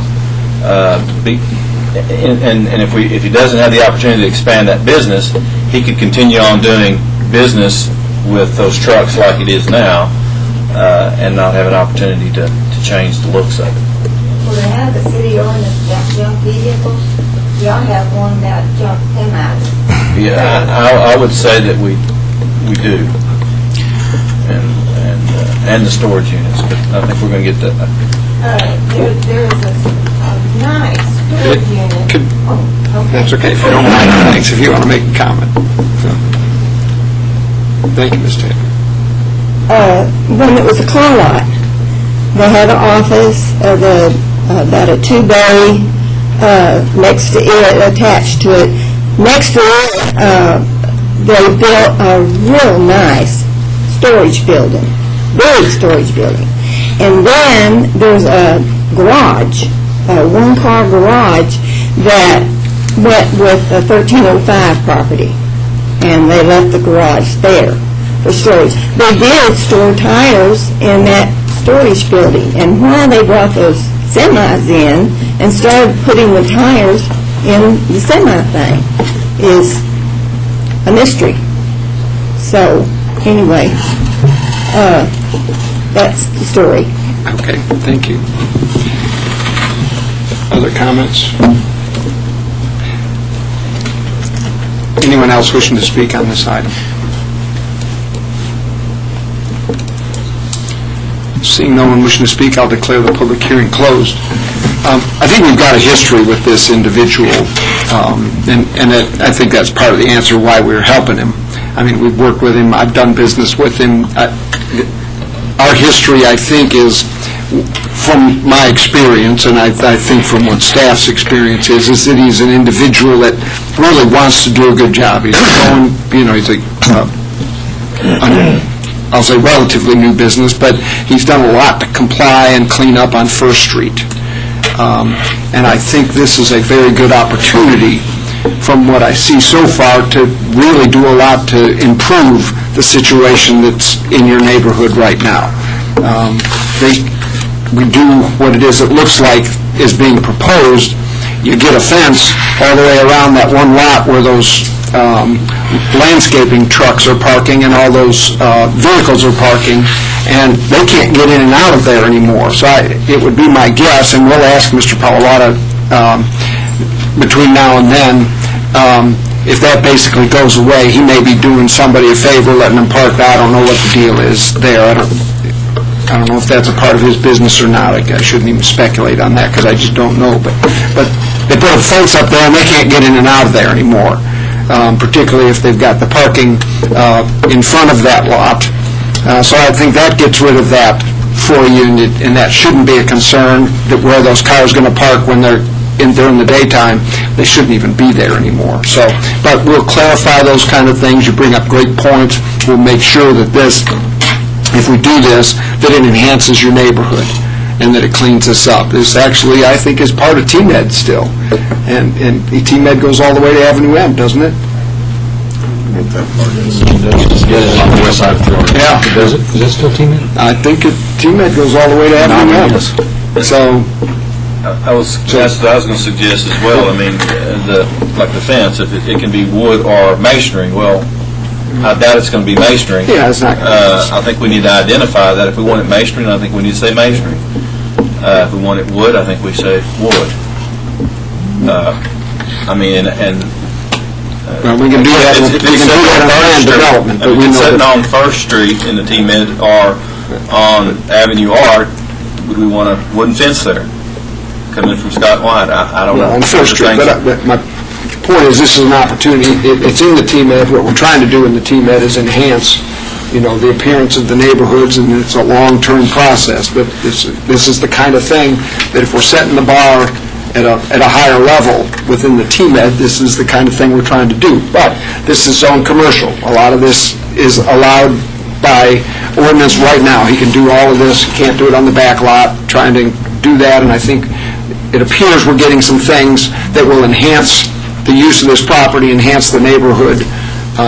Then we've got to do, are there some things in here that will prohibit us from getting a fence in that condition and just allowing it to just continue to deteriorate or be deteriorated? Do we not have anything on the books that allows us to enforce in an ordinance that allows us to enforce that and require a property owner to take action to correct a deficiency like that? I don't know. And so that's, if that in case is the fact, then we're deficient by not enforcing that kind of thing. So this is an opportunity to really clean this up. I think there's an opportunity to do that and really enhance the appearance of that area. So as we move forward, that would certainly be our objective, and your comments help a great deal in bringing that to our attention, make sure that's the case. I would like, if this passes the first reading, of course it's going to come back, I would like to, in between, put the landscaping on the property, just as we would do on First Street or Third Street. And, planting beds or whatever we have to do, just like we would enforce on any other person that was putting something up. So, and I'd like to identify the fence that he's going to use. And then, as far as storage units, I'd like to get that question answered. If you can store in semi-trailers on the site, and if you can, I would like that not to be the case. Mayor, I just wanted to offer a couple of comments too and observations, and I think you captured it fairly well there just a moment ago, that the staff has been working for an extended period of time with the owner and the co-applicant, I guess, associated with this property, trying to balance both code enforcement questions and issues and initiatives, including the use and viability of those Connex trailers or semi-trailers for storage purposes and those kinds of things. We can resolve that question. I'll resolve that question before the next meeting. That will get taken care of in terms of what our definition is and what code enforcement will be instructed to do or view based on our current ordinances relative to that. But our intent has been to work with the applicant and to try to bring him into compliance with code issues, but also to upgrade and enhance both his current location and this future prospective location for an extension or a transfer of some parts of his business to this location. And so that was our objectives. I mean, to work with the applicant to the extent we could, enforce the codes. Certainly there were some questionable or some areas that maybe were not as clear, but again, we make interpretations on codes every day, and we move out and work them, and that's what we'll do. But I think the point that I wanted to stress is that we've been, I think, working very hard from a staff level to try and work with the applicant as well as improve both pieces of property with the tools that we have at hand. And then the last point that you made also, Mr. Snyder, I think is worth mentioning again also, is that we could require lots of things on this new property at this new location, and the applicant could decide to simply only use lots 1, 2, and 3 and not do any of these things. And so while we want to be requesting as much as we can, we also want to be mindful of that fact also and trying to balance those two. So I think that's the delicate line that staff has been trying to walk throughout this process. Mr. Mayor, I'm sorry. I was going to. Okay, great. I just wanted to let two or three points out before I finished up, if that's okay. Sure, with you. That Ms. Taylor's comments triggered a few things in my head. That there were a couple of recommendations that should be in your write-up staff report that didn't show up on the screen for whatever reason.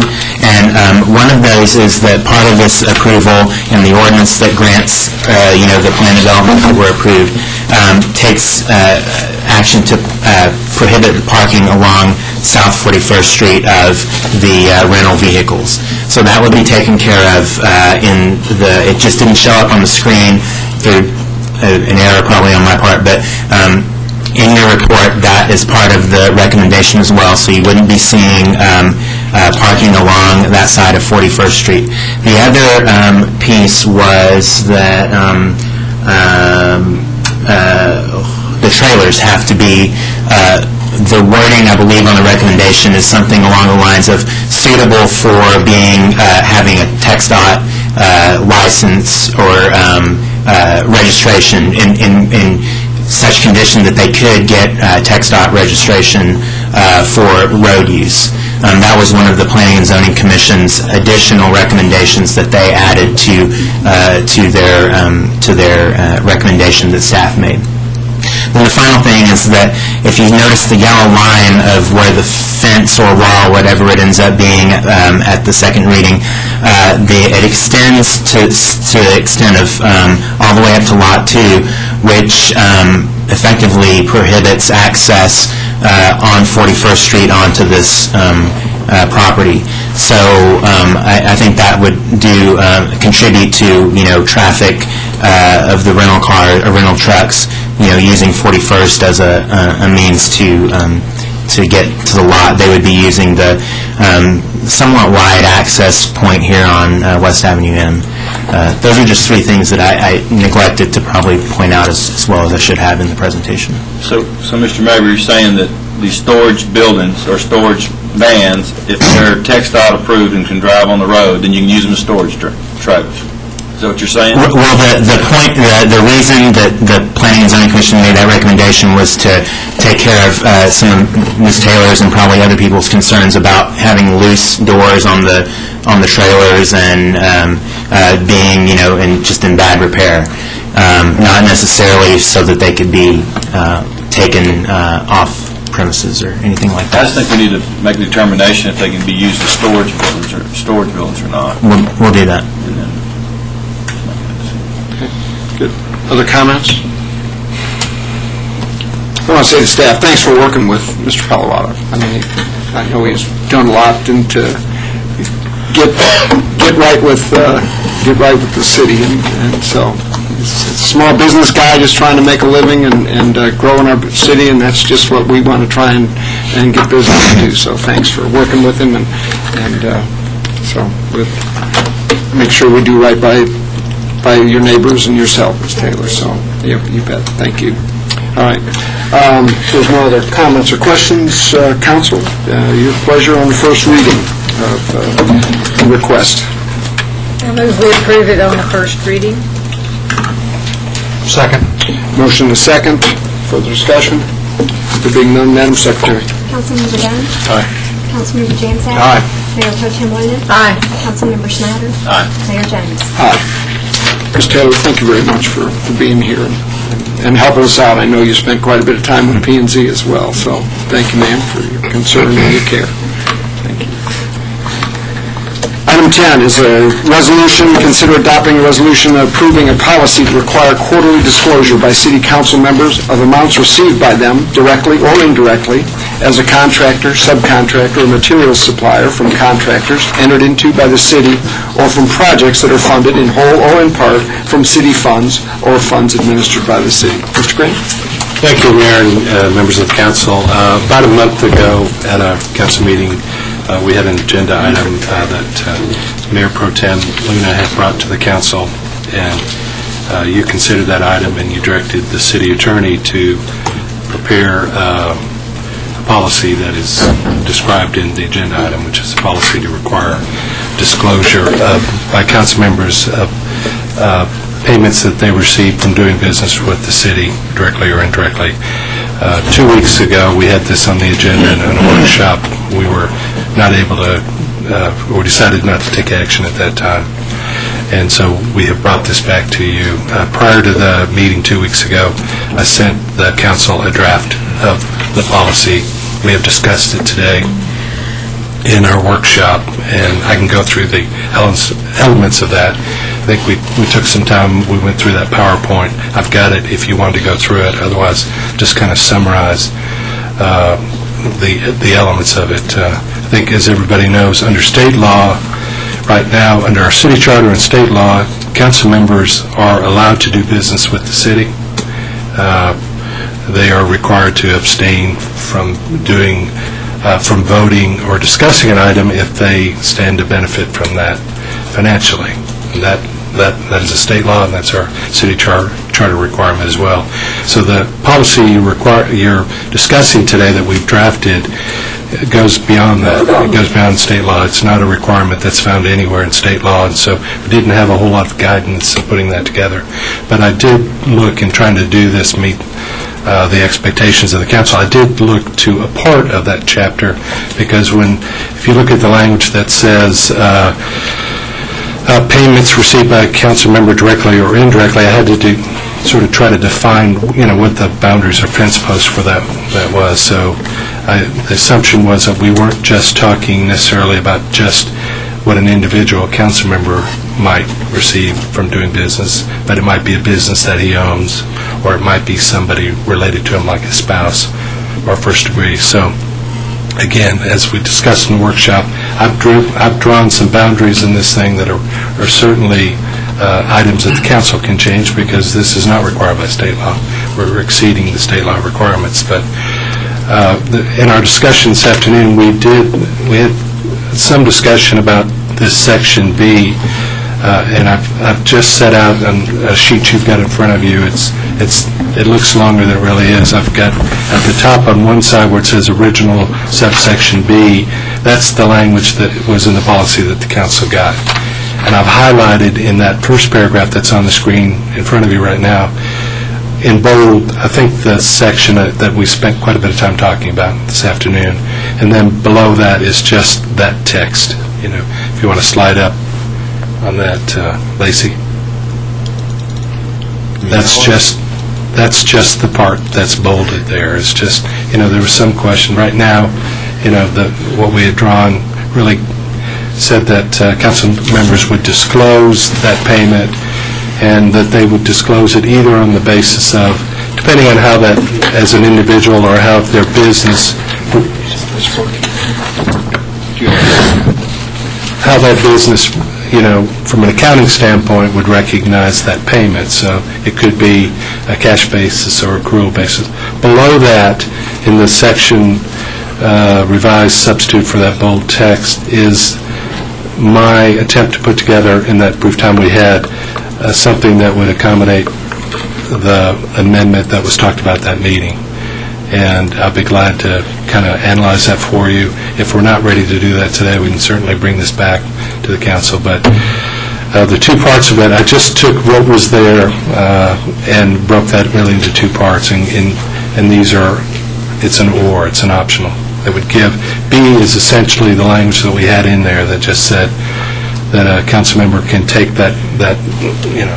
take the total of the payments that they might have received during that period of time and report it one time for the previous quarter. And they would do that either on a cash basis, if that's what they do, they recognize it when they actually get a payment, or an accrual basis if they want to recognize it up front, depending on how they treat it from an accounting standpoint.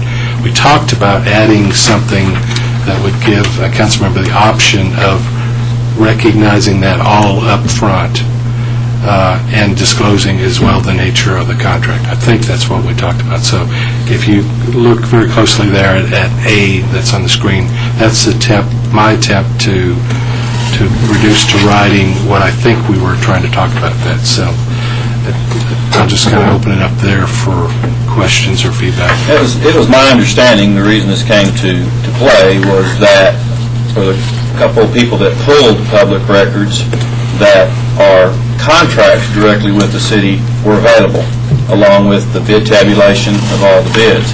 The subcontracts weren't available, the subcontract amount for the city council member weren't available, other than on a schedule of values that you really couldn't tell exactly the dollar amount for the subcontracts.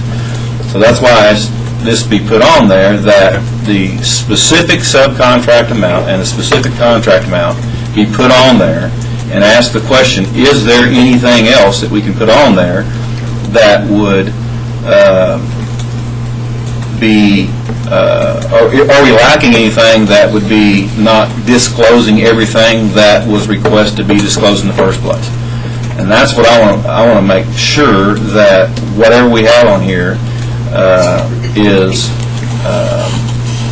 acceptable by the people that did not have, understand that the disclosure was there to begin with. So I want to make sure of that, and I don't know if we can, there's not a public hearing on that, but if there's anyone in the audience or, if there's anything in addition that needs to be disclosed, I would like to, to entertain that as well.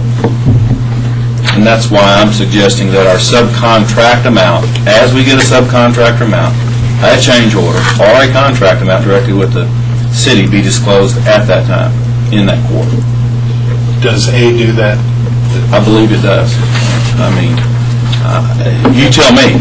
Well, that's the intent that, but I just want to that make was the understanding that I had. I just want to make sure to understand is by doing A does not mean we receive those funds in that quarter that they're No. identified.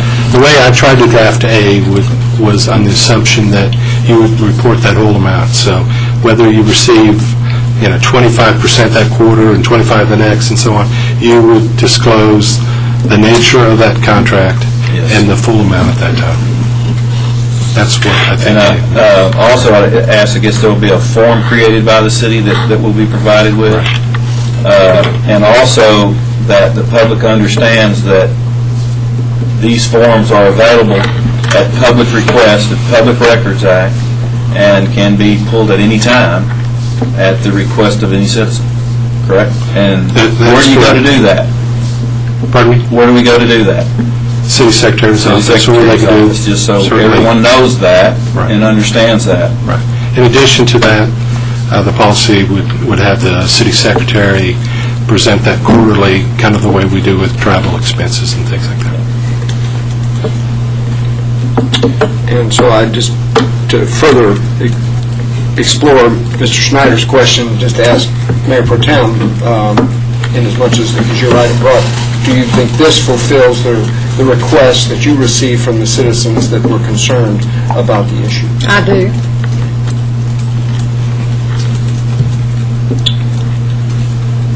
So given all that we discussed in the workshop relative to the degree of relationship, whether it be first degree, so parents and in-laws and children, and related to doing business, not just the council member themselves. In the first degree. In the first degree. Right. And this disclosure as described here on a project basis or on just a lump sum